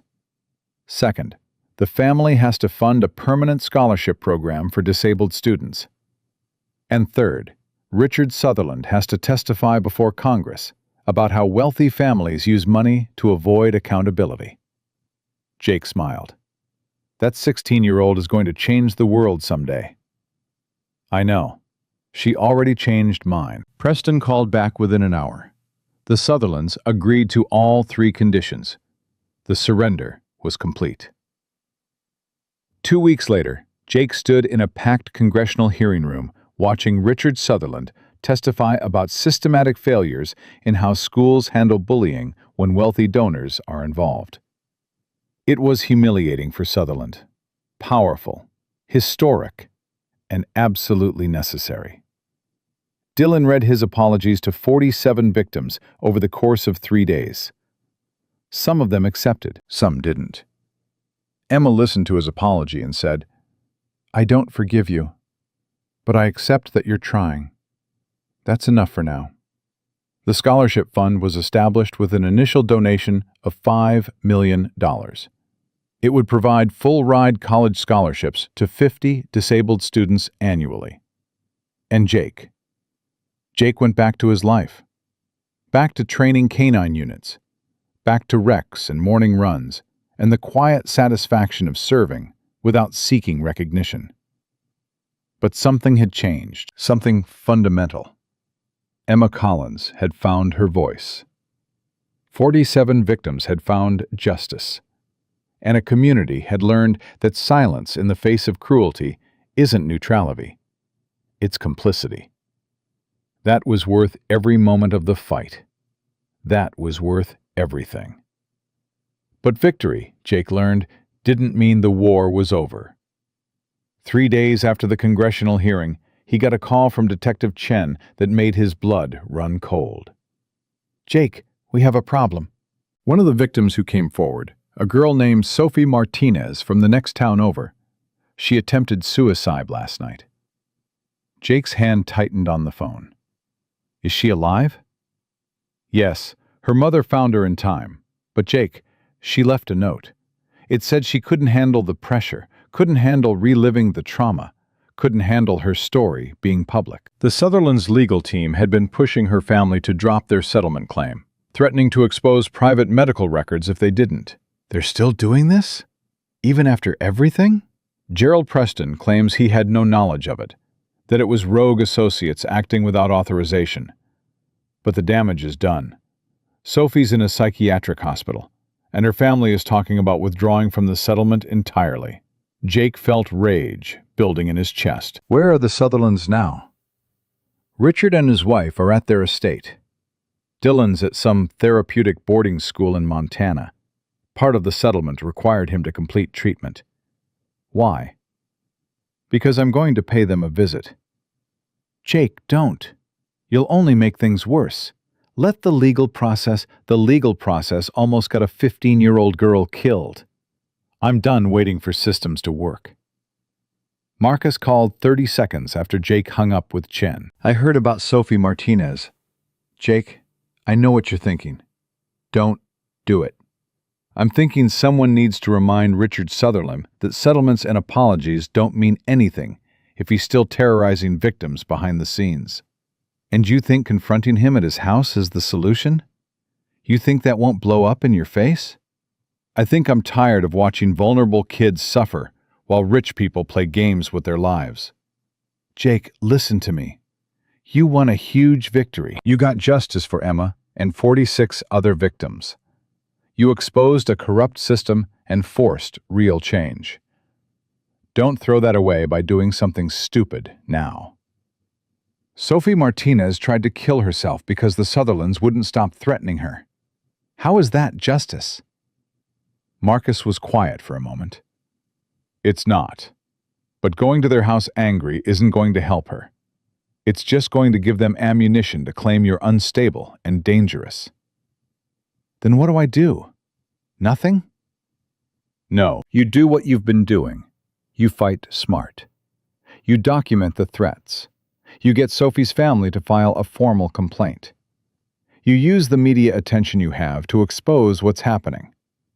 You don't give the Sutherlands an excuse to paint you as the bad guy. Jake wanted to argue.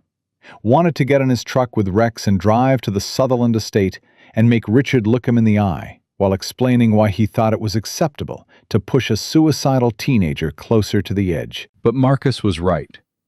Emotion without strategy was just chaos. Okay, Jake said finally. We do it your way. But if one more kid gets hurt because these people won't stop, then we'll deal with it, together, like we always do. Jake drove to the hospital where Sophie was being treated. Her mother, Maria Martinez, was sitting in the waiting room looking like she'd aged 10 years overnight. Mrs. Martinez, I'm Jake Morrison. I'm so sorry about Sophie.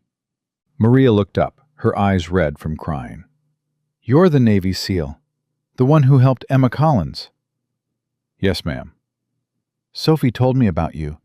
She said you gave her hope that someone would finally hold those boys accountable. Maria's voice cracked.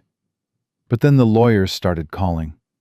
They said if we didn't drop our claim, they'd release Sophie's therapy records. They'd tell everyone about her eating disorder, her self-harm history, her suicide attempt 2 years ago. They said they'd make her look crazy so no one would believe her about the bullying. Jake felt his jaw clench. They threatened to weaponize her mental health history? They said it wasn't a threat, just a warning about what the defense would bring up in court.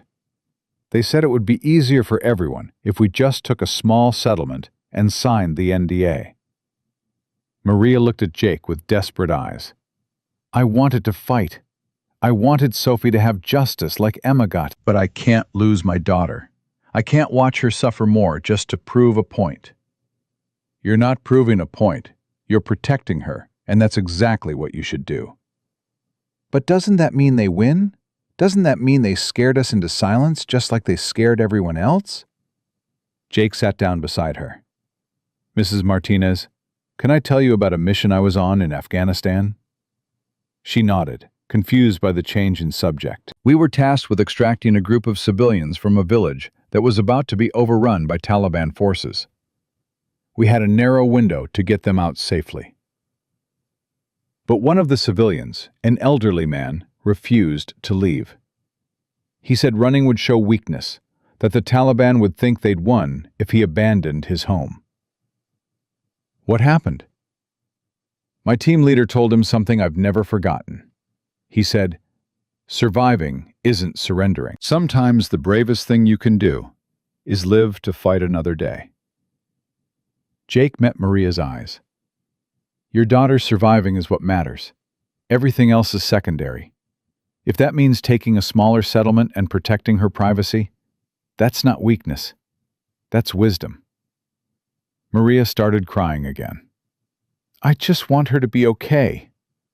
I just want her to have a life without this hanging over her. Then give her that. Take the settlement if that's what keeps her safe. Let other people carry the fight forward. Your job is to be her mother, not her warrior. Will there be other people? Will anyone else keep fighting if families like us drop out? Yes, Jake said with certainty. Because Emma Collins isn't dropping out. Because there are 46 other families who want justice. Because Detective Chen and lawyers like Marcus and advocates across the country are watching this case and won't let it disappear quietly. Maria wiped her eyes. Can I ask you something, Chief Morrison? Of course. Why do you care so much? These aren't your kids. This isn't your fight. You could have walked away from that diner and none of this would have touched you.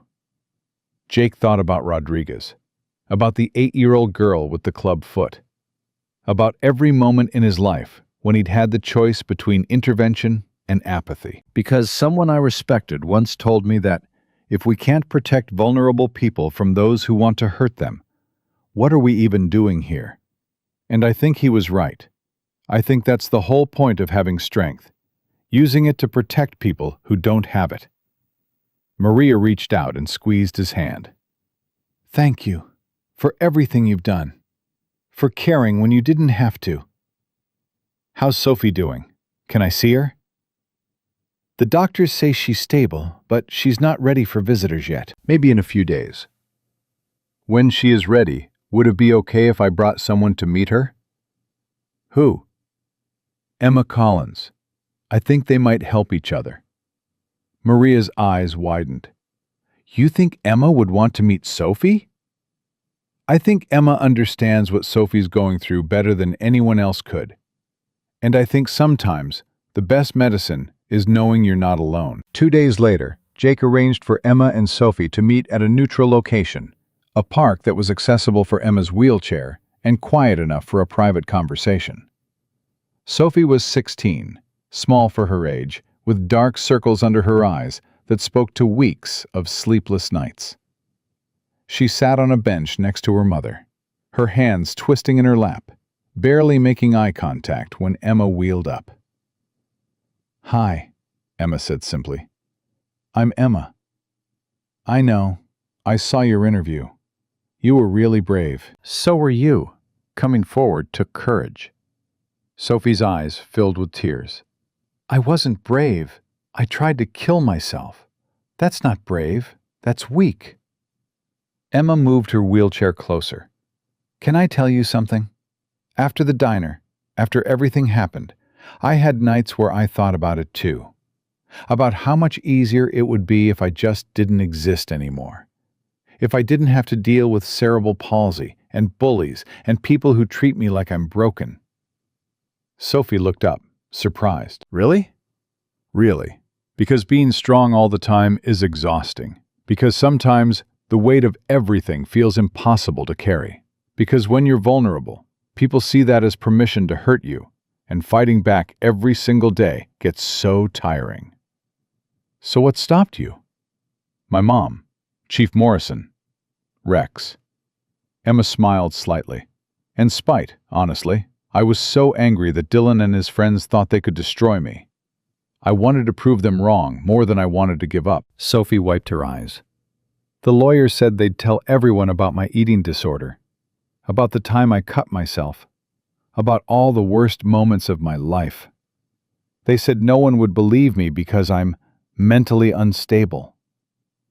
They said similar things about me, that I was looking for attention, that I was exaggerating because I wanted money, that my disability made me unreliable.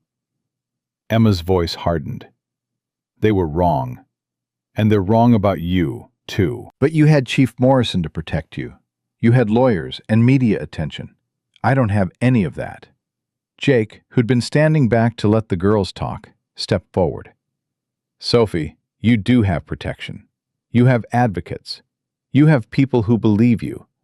And if you want to keep fighting, we'll make sure you have the resources to do it safely.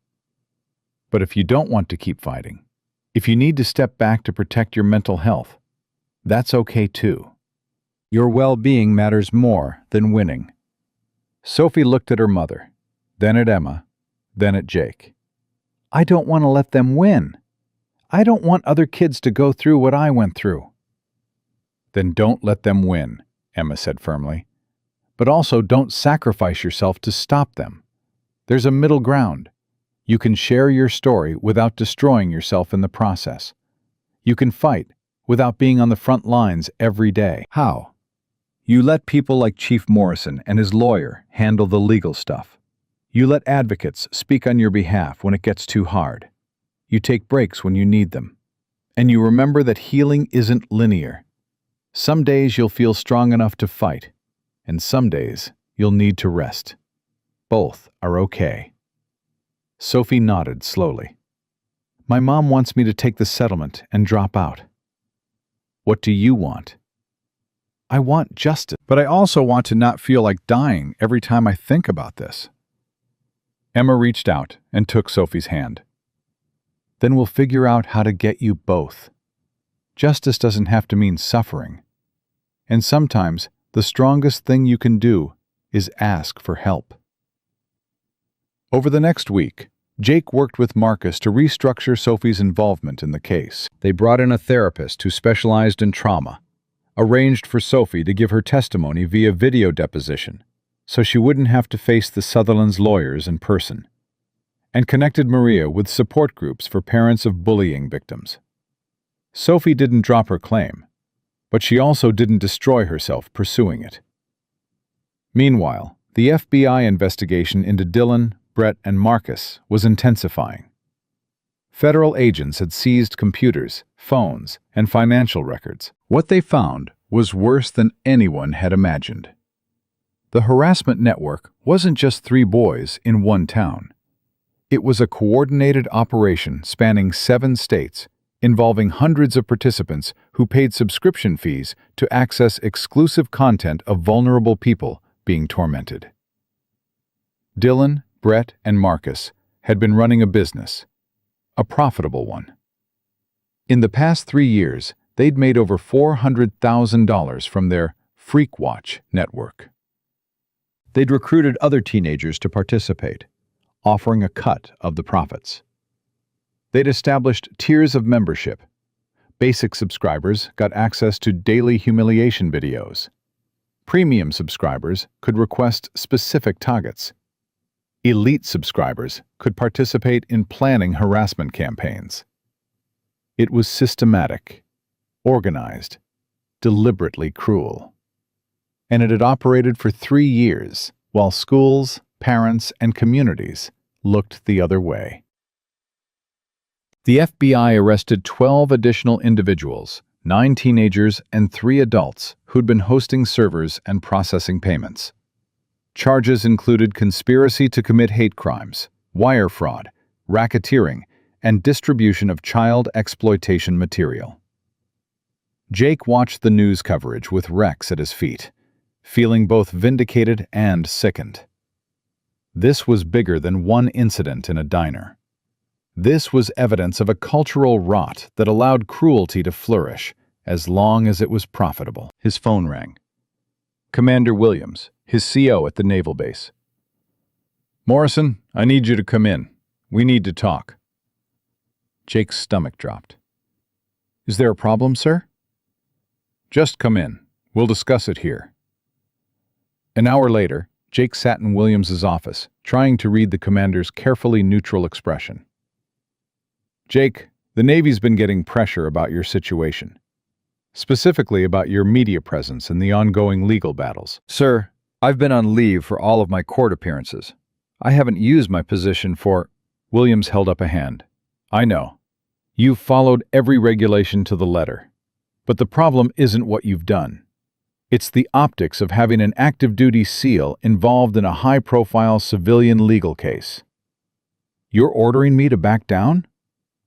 I'm telling you what the brass is saying. They're concerned about the Navy being associated with controversy. They're worried about political fallout, about donors getting upset, about headlines that might affect recruitment. Jake felt anger building. So they want me to stop fighting for kids who were tortured by rich bullies because it might make some donors uncomfortable? They want you to consider whether continuing this fight is worth the impact on your career. Williams leaned forward. Jake, I'm on your side. You know that. But I also have to tell you the truth. If you keep pushing this, if you keep doing interviews and appearing in court and making the Navy's legal office nervous, there will be consequences. What kind of consequences? Transfer to a non-combat role? Forced early retirement? Maybe nothing official, just getting passed over for promotions and choice assignments, until you get the message and leave on your own. That's retaliation. That's politics. And it's not fair, and it's not right. But it's real. Williams sighed. I'm giving you a heads up so you can make an informed decision. If you want to protect your career, you need to step back from the spotlight. Let the lawyers handle it. Stop doing interviews. Focus on your duties here. And if I don't? Then you need to be prepared for your career to suffer. Maybe end. Is that worth it to you? Jake thought about Emma, about Sophie, about 47 victims who'd finally found someone willing to fight for them. Yes, sir, it's worth it. Williams nodded slowly, like he'd expected that answer. Then, off the record, as someone who respects the hell out of you, make sure you document everything. Every conversation, every order, every hint of retaliation. Because when they come after you, and they will, you're going to need evidence that you were targeted for doing the right thing. Thank you, sir. Don't thank me. I'm not in a position to protect you from this. I wish I was, but I'm not. Williams stood, extending his hand. For what it's worth, Rodriguez would be proud of you. And so am I. Jake left the office, knowing his Navy career was likely over. 20 years of service, 7 deployments, countless missions, all of it potentially ending because he'd stood up for a disabled teenager in a diner. But as he drove home with Rex beside him, he realized something important. He wasn't angry. He was at peace with the choice. Because some things mattered more than careers. Some things mattered more than avoiding controversy or protecting institutional comfort. Justice mattered more.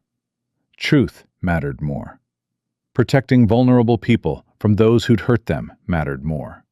And if his career was the price for those things, he'd pay it without regret. 2 weeks later, the federal trial began. Not Jake's trial. The trial of Dylan, Brett, Marcus, and 9 co-conspirators on racketeering and hate crime charges. Jake attended every day, sitting in the gallery with Rex, watching as prosecutors laid out the evidence of a years-long conspiracy to profit from cruelty. The testimony was brutal.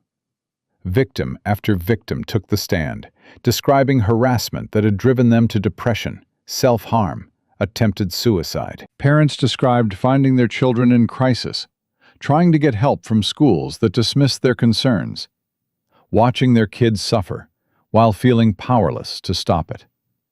The financial records were damning.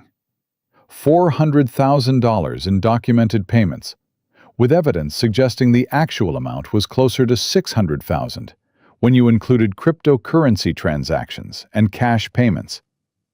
The videos were worse. The jury watched hours of footage showing teenagers being tormented while subscribers posted comments encouraging escalation. Comments like, "Make the cripple cry," and "I'll pay extra if you knock the wheelchair kid down again," and "Find more retards, this is hilarious." Several jurors were crying by the third day of testimony. Dylan's defense attorney, not Preston, who'd withdrawn from the case citing ethical concerns, tried to argue that Dylan was just a kid who'd made mistakes, that he'd been influenced by older co-conspirators, that he deserved a second chance. The prosecution's response was simple. They played Dylan's interview from one of the premium videos, where he'd explained his business model. "People pay to see freaks get what they deserve," Dylan said on camera, smiling. "We're providing a service, entertainment. And if some genetic mistakes get their feelings hurt, well, maybe they should have thought about that before being born defective." The defense had no answer for that. On the 10th day of trial, the prosecution called an unexpected witness, Emma Collins.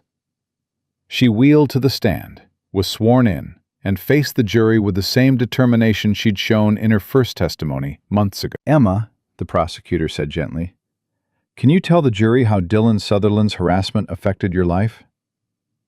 Emma took a breath. "Before it started, I was just a regular kid, dealing with regular disability stuff. Physical therapy, doctor's appointments, school accommodations. It wasn't easy, but it was manageable. After Dylan and his friends started targeting me, everything changed." "How did it change?" "I stopped sleeping. I developed anxiety so bad I'd throw up before school. I stopped eating because they made fun of my weight. I started having panic attacks when I saw groups of teenagers because I never knew if they were going to hurt me." Emma's voice remained steady. "But the worst part wasn't the physical stuff, or even the anxiety. It was the feeling that I didn't matter, that no one cared enough to help me, that I could suffer in front of dozens of people and not one of them would think I was worth protecting." "When did that change?" "When Chief Morrison helped me in the diner. When he saw me on the floor and decided that helping me was more important than avoiding conflict. That was the first time in months that I felt like a human being instead of a target." The prosecutor nodded. "Thank you, Emma. No further questions." Dylan's attorney stood for cross-examination. He looked uncomfortable, like he knew there was no good way to question a 16-year-old disabled girl who'd been tortured by his client. "Miss Collins, you've become quite famous from this case, haven't you?" "I didn't want to be famous. I wanted to be left alone." "But you've done interviews, appeared on national television, become a spokesperson for various advocacy groups. That's brought you opportunities you wouldn't have had otherwise, correct?" Emma's expression didn't change. "If you're asking if I think being assaulted and humiliated was worth it because I got to be on TV, the answer is no. I'd give back every interview, every opportunity, every bit of attention, if it meant going back to before Dylan decided I was entertainment." "But you have profited from this situation." "Objection," the prosecutor said. "Argumentative and offensive." "Sustained. Mr. Crawford, move on." The attorney tried a different approach. "Miss Collins, isn't it true that you and your mother are receiving a substantial settlement from the Sutherland family?" "We were offered a settlement. We haven't accepted it yet." "Why not?"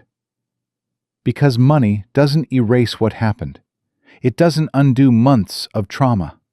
It doesn't change the fact that Dylan and his friends thought torturing me was acceptable as long as they got paid for it."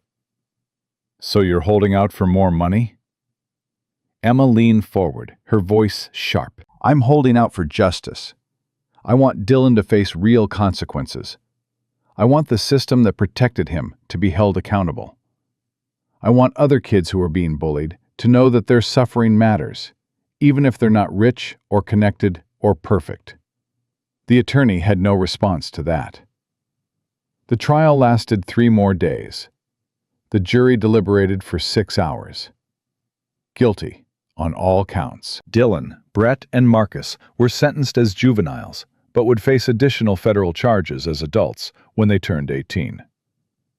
The 9 adult co-conspirators received sentences ranging from 5 to 15 years. It wasn't enough to undo the damage, wasn't enough to heal the victims, but it was something. It was accountability that had seemed impossible 6 months ago. Jake was leaving the courthouse when he felt a hand on his shoulder. He turned to find Richard Sutherland standing there, looking like he'd aged 20 years since this began. "Chief Morrison, can I speak with you for a moment?" Jake wanted to say no, wanted to walk away, but something in Sutherland's expression made him pause. "You have 2 minutes." Sutherland took a shaking breath. "I want to apologize. Not for Dylan. He needs to apologize for himself. But for my role in this. For protecting him when I should have been holding him accountable. For using my money and influence to shield him from consequences. For teaching him that power meant never having to face the results of your actions." "Why are you telling me this?" "Because my son is in prison. My reputation is destroyed. My marriage is ending. My business is failing. And none of that matters compared to what really haunts me. The 17-year-old girl who tried to kill herself because my lawyers wouldn't stop threatening her. The 47 kids who suffered while I made excuses for my son. The realization that I created a monster and then protected that monster from the people trying to stop him." Jake studied him, saw genuine remorse, genuine pain. It didn't change what Sutherland had done, but it was something. "What do you want from me, Mr. Sutherland? Forgiveness?" "No, I don't deserve forgiveness. I want—" He stopped, struggling with the words. "I want you to know that you were right. About everything. And I was wrong. And if I could go back and make different choices, I would. But I can't. So all I can do is try to do better going forward." "How?" "The scholarship fund is just the start. I'm liquidating assets to create a foundation focused on anti-bullying programs, mental health services for victims, and accountability programs for perpetrators. I'm funding research into how wealth enables abuse and how to prevent it. I'm using what influence I have left to push for laws that protect vulnerable people from exactly the kind of predatory behavior my son engaged in." Jake considered that. "That's good. It's not enough, but it's a start." "I know. Nothing will ever be enough. But I need to try." Sutherland met Jake's eyes. "Thank you for being the person who wouldn't look away. For being the person who stood up when everyone else, including me, failed. You saved my son from becoming an even worse human being. And you saved those kids from suffering I enabled." He turned and walked away before Jake could respond. Jake stood there for a long moment, processing. Then Rex nudged his hand, and they walked toward the parking lot where Emma and Sarah Collins were waiting. "Was that Richard Sutherland?" Sarah asked. "Yeah.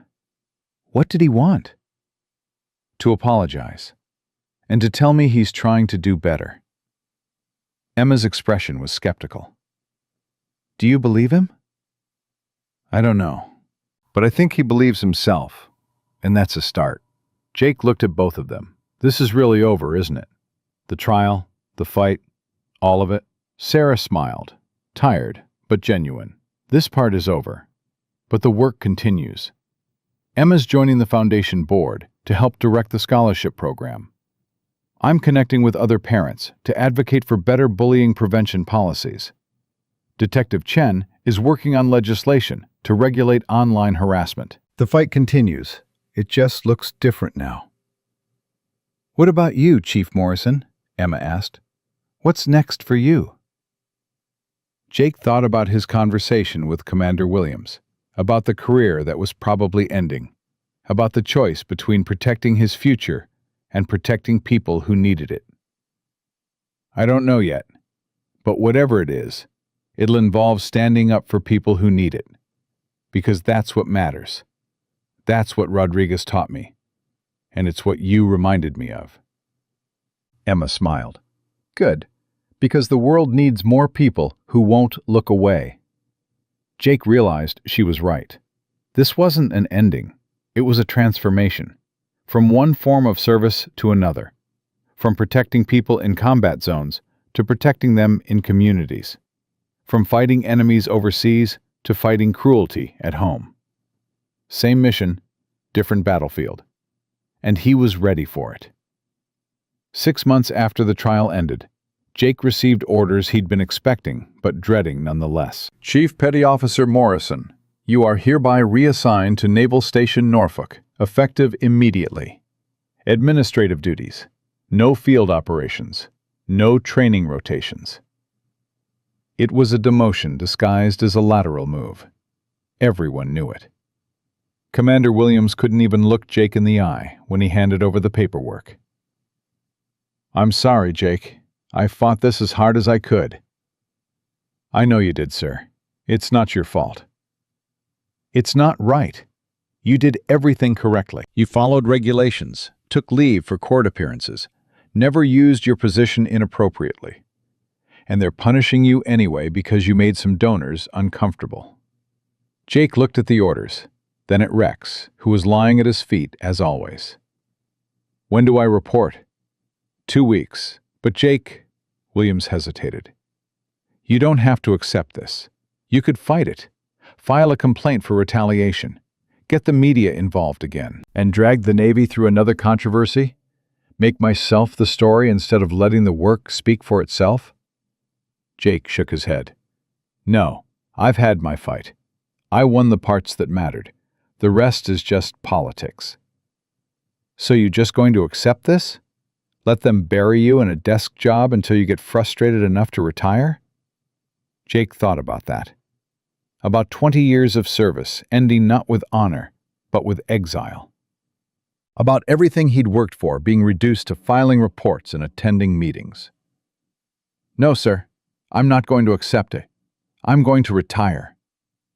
Williams looked shocked. Jake, you're 3 years from full pension. If you retire now, I'll lose benefits, lose my retirement timeline, lose the career I've built. I know. Jake stood up. But I'll also be free to do the work that actually matters. And right now, that's worth more than staying in a system that punishes people for having integrity. You're really going to walk away? I'm really going to walk towards something better. The retirement paperwork took 4 weeks to process. In that time, Jake received offers he'd never expected. The first came from Marcus, his lawyer. I'm opening a nonprofit law practice focused on cases like yours and Emma's. Victims of bullying, harassment, civil rights violations. People who can't afford legal representation, but deserve justice anyway. I want you to be the operations director. I'm not a lawyer. You don't need to be. You need to be someone who understands what it's like to fight systems that protect powerful people at the expense of vulnerable ones. You need to be someone victims can trust. That's you, Jake. That's exactly you.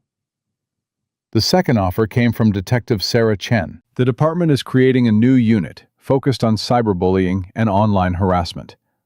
They want someone with investigative experience and a public profile that sends a message, we're serious about this. Your name came up. Repeatedly. I'm not a cop, Chen. No, but you could be. The academy takes prior military experience. You'd finish training in 4 months instead of 6. And you'd be working cases that actually matter. Protecting kids who need it. The third offer surprised him most. It came from Emma Collins.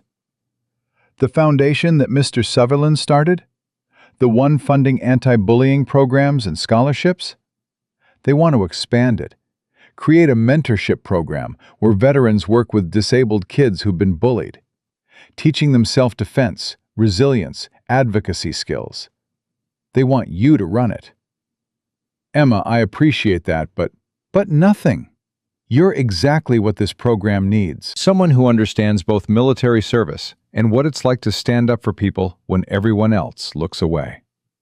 Someone who can teach these kids that being vulnerable doesn't mean being weak.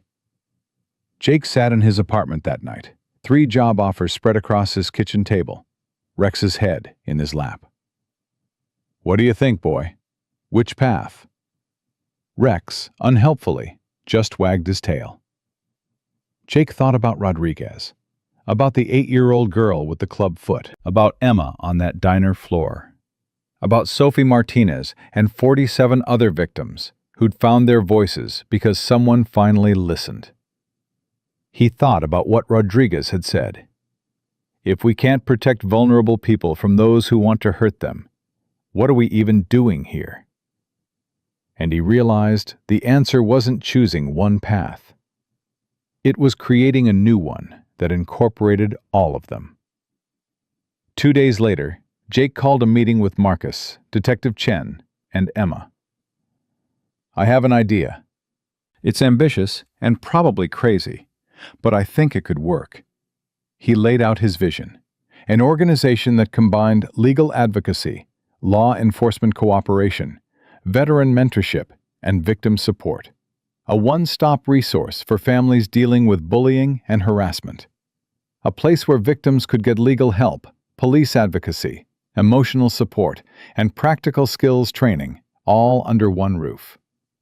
We call it the Rodriguez Foundation, Jake said, named after the guy who taught me what service actually means. We fund it through grants, donations, and partnerships with existing organizations. We staff it with veterans who want to continue serving, lawyers who want to do pro bono work, and survivors who want to pay forward the help they received. Marcus leaned back in his chair, thinking. The legal structure would be complicated. Nonprofit status, liability issues, coordination with law enforcement. But it's doable. Chen nodded. And having a civilian organization that works with police could actually be more effective than either working alone. We face restrictions on what we can investigate without formal complaints. You wouldn't. Emma was smiling. When do we start? That's the thing, Jake said. I need to know if you're actually in. Not just supportive, but actively involved. Because this doesn't work without all of you. Marcus spoke first. I'm in. I was planning to start a nonprofit practice anyway. This is better, more comprehensive, more impactful. Chen hesitated. I'd have to be involved carefully. I can't officially work for you while I'm with the department. But I could consult, advise, facilitate connections, make introductions. That's enough, Jake said. Emma? I'm 17. I can't exactly run a foundation. No, but you can be the voice of it, the face that reminds people why this matters. And when you turn 18, when you graduate, you can decide how involved you want to be. Emma looked at her mother, who was sitting quietly in the corner. Sarah nodded. Okay, Emma said. I'm in, but on one condition. What's that? We make sure every single victim who comes through our doors knows they matter. Not because of how much media attention their case gets, or how sympathetic they are, or how good they are at telling their story, but because they're human beings who were hurt and deserve help. Everyone, no exceptions. Jake felt something tighten in his throat. Everyone, no exceptions. I promise. The Rodriguez Foundation opened its doors 4 months later in a small office space Marcus had secured through connections. They had 3 staff members, Jake, Marcus, and a social worker named Lisa Chen, who specialized in trauma counseling. They had a budget that made operating on a shoestring look luxurious, and they had more cases than they could possibly handle. The first client was a 12-year-old boy named David, who'd been bullied so severely he'd stopped speaking entirely. His parents had tried everything, changing schools, therapy, medication, homeschooling. Nothing worked. David had retreated into silence because words had been used to hurt him so many times, he couldn't trust them anymore. Jake met with David and his parents, Rex lying at the boy's feet throughout the meeting. David, I'm not going to make you talk if you don't want to, Jake said. But I am going to tell you a story. Is that okay? David nodded slightly. When I was deployed in Afghanistan, I worked with military dogs like Rex here. And one of those dogs, his name was Bruno, he got hurt really bad in an explosion. He survived, But he was scared after that. Wouldn't let anyone touch him except his handler. Wouldn't work anymore. Just shut down completely. Jake paused, gauging David's reaction. The boy was listening.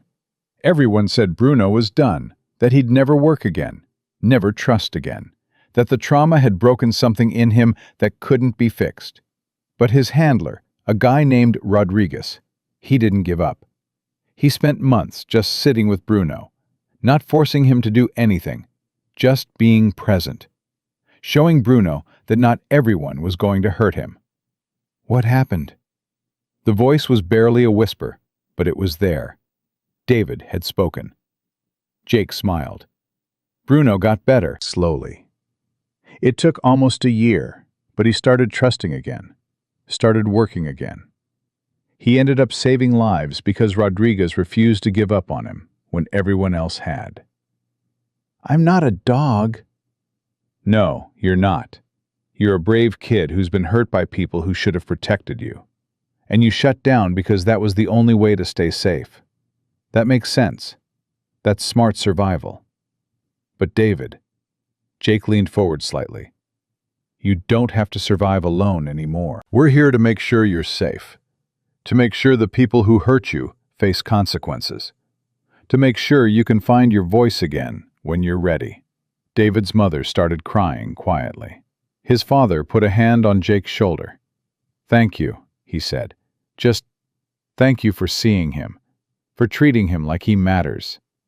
He does matter, Jake said simply. Every kid who walks through our doors matters. Over the next 6 months, the Rodriguez Foundation handled 43 cases. Some were straightforward, clear evidence of bullying, willing school cooperation, families who just needed legal guidance. Others were complicated, schools that refused to acknowledge problems, police departments that didn't take cyberbullying seriously, families too scared to fight back. Jake learned that victory didn't always look like courtroom wins and criminal convictions. Sometimes it looked like a kid smiling for the first time in months. Sometimes it looked like a parent finally believing their child. Sometimes it looked like a school administrator actually implementing policy changes instead of covering up complaints. But the case that changed everything came on a Tuesday afternoon, when a woman named Patricia Warren walked into their office with her son Michael. Michael was 14, autistic, and had been systematically tortured by classmates for 2 years. The harassment was brutal. Physical assault, sexual comments, videos posted online showing him in vulnerable moments. He'd attempted suicide twice. The school says it's Michael's fault, Patricia explained, her voice shaking. They say he provokes the other students by being different. They say if he can't handle normal social interaction, maybe he should be in a different placement. Jake felt rage building in his chest. They're blaming your son for being bullied because he's autistic? They're saying he doesn't fit in the general education environment, that he's disruptive, that the other students have a right to learn without his behaviors interfering. What behaviors? Being autistic? Existing? Patricia started crying. I don't know what to do. I can't afford a private school. I can't homeschool because I work full-time. And Michael won't survive another year in that environment. He just won't. Marcus pulled the school's files and found something that made him swear creatively. Jake, look at this. The school has documented 47 incidents of Michael being assaulted or harassed. 47. And in every single report, they blame Michael for triggering the other students. They're covering their asses. If they admit the bullying is happening, they have to acknowledge they failed to stop it. It's worse than that. Marcus pointed to several documents. The kids harassing Michael? 3 of them are athletes, star players whose parents donate to the sports programs. The school is protecting the bullies because they generate revenue. Like Dylan Sutherland all over again. Exactly like Dylan Sutherland. Jake looked at Michael, who was sitting quietly in the corner, stimming with a fidget spinner. The boy looked exhausted, defeated. like he'd given up on anyone ever helping him. "Mrs. Warren, we're going to help you. We're going to file complaints with the Department of Education, the Department of Justice, and every advocacy organization we can find. We're going to make so much noise that the school can't ignore this anymore." But what if they retaliate? What if they expel Michael or make things worse? Then we sue them into oblivion. And we make sure every news outlet in the country knows that they're punishing a disabled child for being bullied. The case took 8 months to resolve. 8 months of fighting with school administrators who denied problems, attorneys who tried to intimidate, bureaucrats who claimed their hands were tied. But Jake had learned patience from Rodriguez, had learned persistence from Emma, had learned that sometimes justice requires outlasting your opponents rather than overpowering them. The breakthrough came when Detective Chen found evidence that the school's principal had been deleting harassment reports to improve the school's safety statistics. Federal investigators got involved. The Department of Education opened a civil rights investigation. Suddenly, the school was very interested in cooperation. They agreed to implement comprehensive anti-bullying policies. They agreed to provide training for staff on supporting neurodiverse students. They agreed to hold the students who'd harassed Michael accountable. Most importantly, they agreed to stop blaming victims for being vulnerable. Michael returned to school under a safety plan that actually protected him. Within 3 months, he was smiling again, participating in class, making friends with students who appreciated him instead of tormenting him. "He's talking about college," Patricia told Jake 6 months after the settlement. "Last year he was planning his suicide. This year, he's planning his future. That's because of you. That's because you didn't give up on him. I just helped clear the path. You did more than that. You showed Michael that being different doesn't mean being defective, that needing support doesn't mean being weak, that the world has people in it who will fight for you, even when you can't fight for yourself." The Rodriguez Foundation's success brought attention. National news covered their work. Advocacy organizations partnered with them. Donors started contributing funds that allowed them to expand. Within a year, they had offices in 3 cities. Within 2 years, they'd helped over 300 families. Within 3 years, they'd become the national model for comprehensive bullying intervention. Jake was offered speaking engagements, television appearances, book deals. He turned down most of them, preferring to focus on the actual work rather than the publicity. But he accepted one invitation that felt important: a congressional hearing on bullying prevention legislation. Jake testified alongside Emma, now 19 and a college student studying social work. They sat at the same table where Richard Sutherland had testified years earlier. But this time, the message was about solutions instead of failures. "The question isn't whether bullying exists," Jake told the committee. "We know it does. The question is whether we care enough to stop it. And right now, our systems suggest we don't.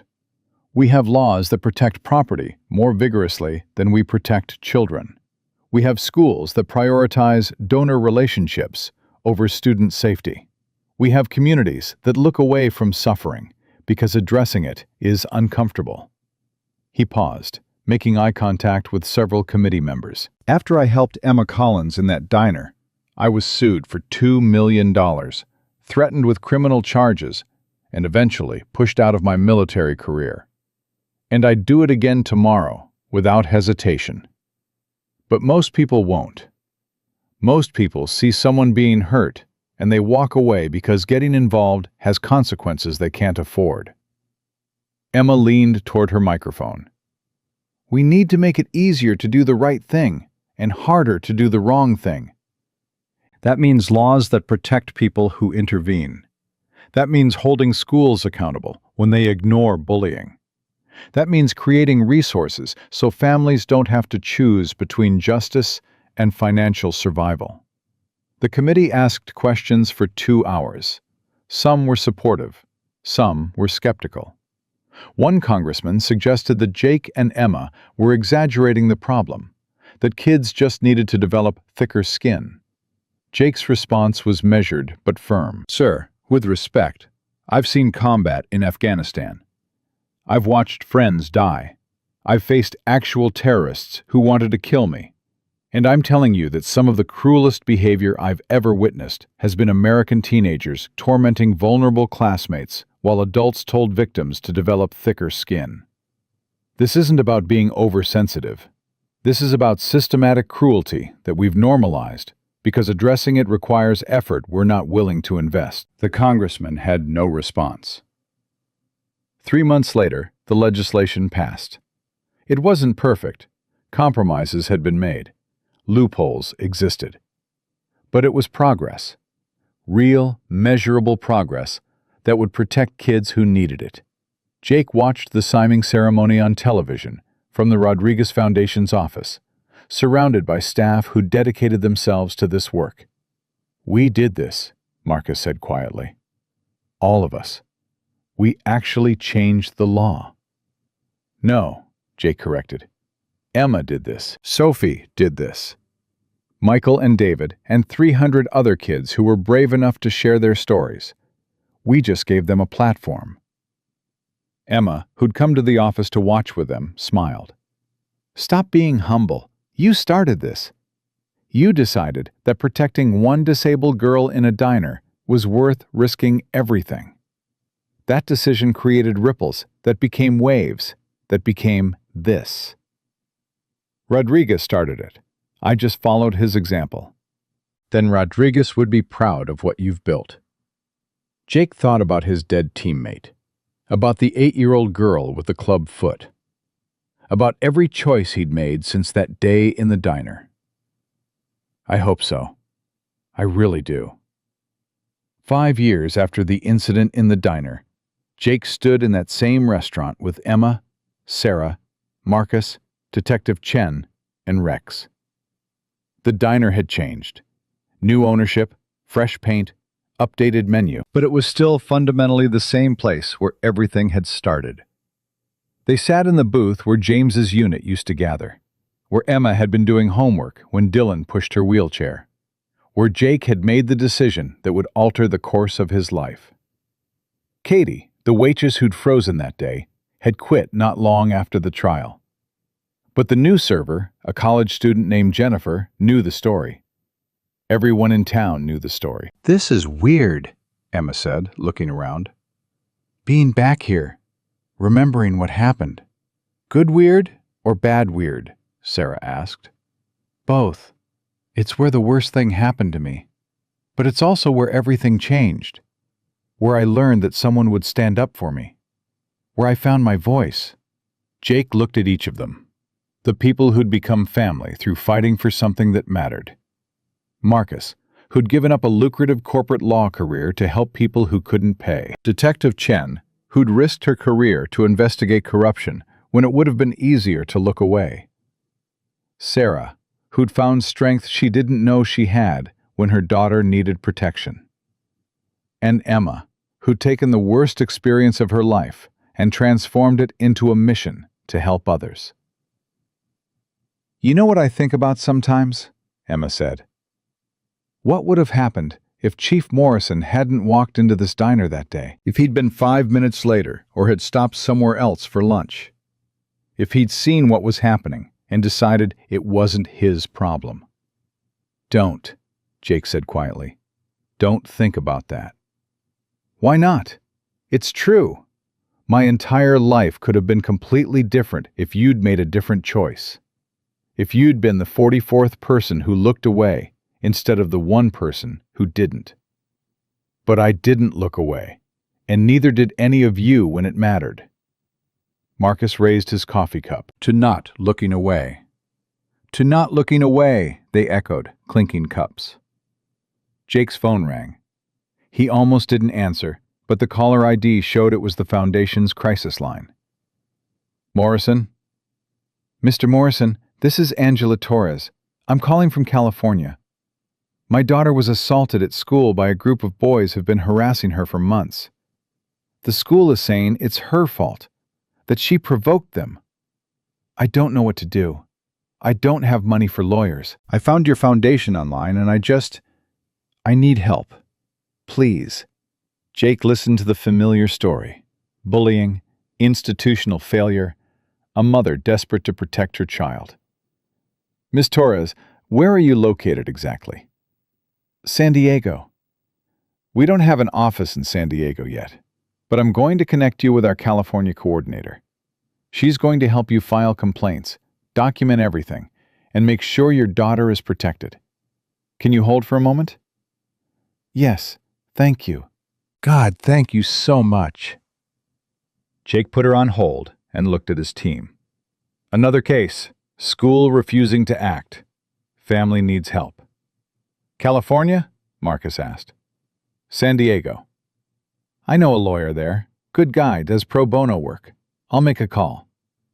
Detective Chen pulled out her phone. I'll reach out to their police department. See who handles these cases. Make an introduction. Emma was already typing on her laptop. There's a disability advocacy organization in San Diego. I met their director at a conference. I'll send an email. Sarah squeezed Jake's hand. Help her, like you helped us. Jake took Angela Torres off hold and spent the next 20 minutes walking her through exactly what would happen next. Who would contact her? How the process worked. When he hung up, Emma was smiling. What? This is what it looks like when people refuse to look away.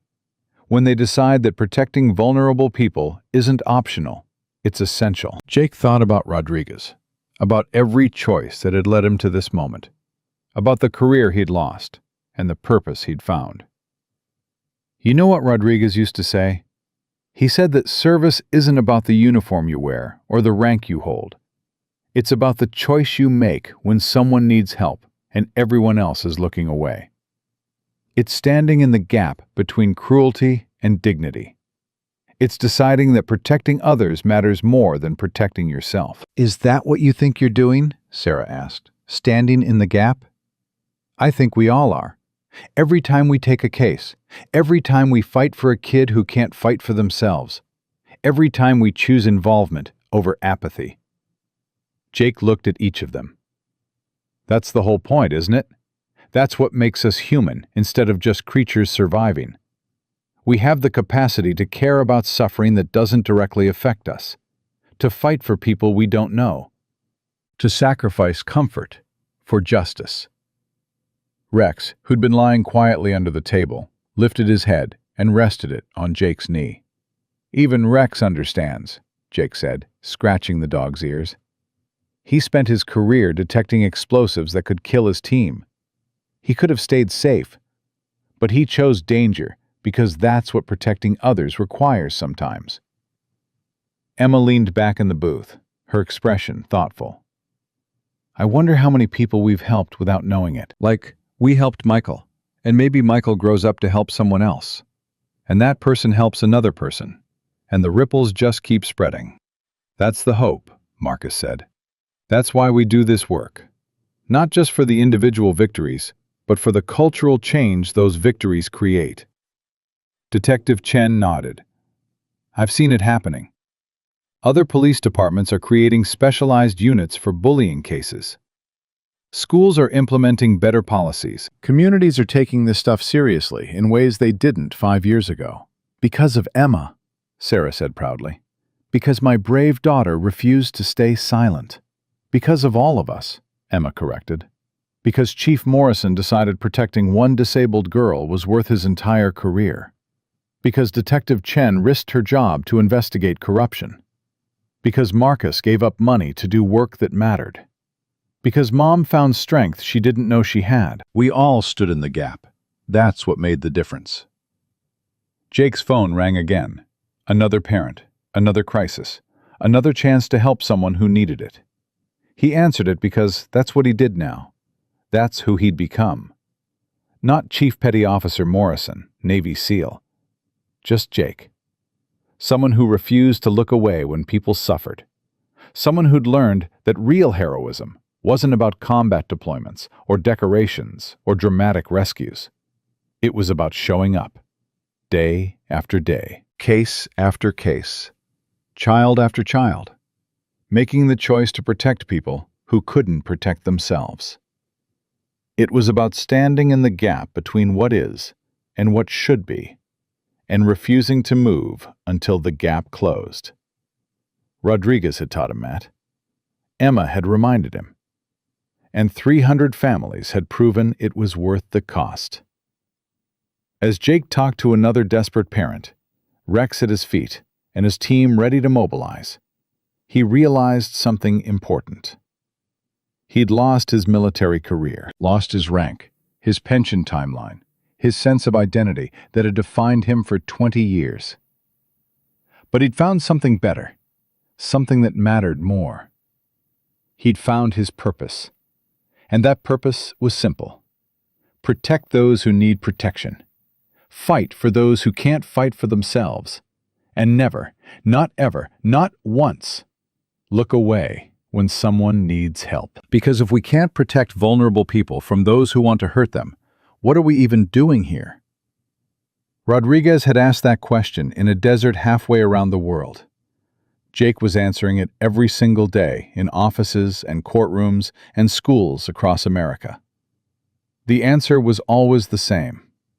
We stand in the gap. We protect those who need protecting. We refuse to let cruelty win. That's what service means. That's what honor requires. That's what makes us human, instead of just creatures surviving in a world that's often cruel and frequently unjust. And as long as there were people who needed help, Jake Morrison would be there to provide it.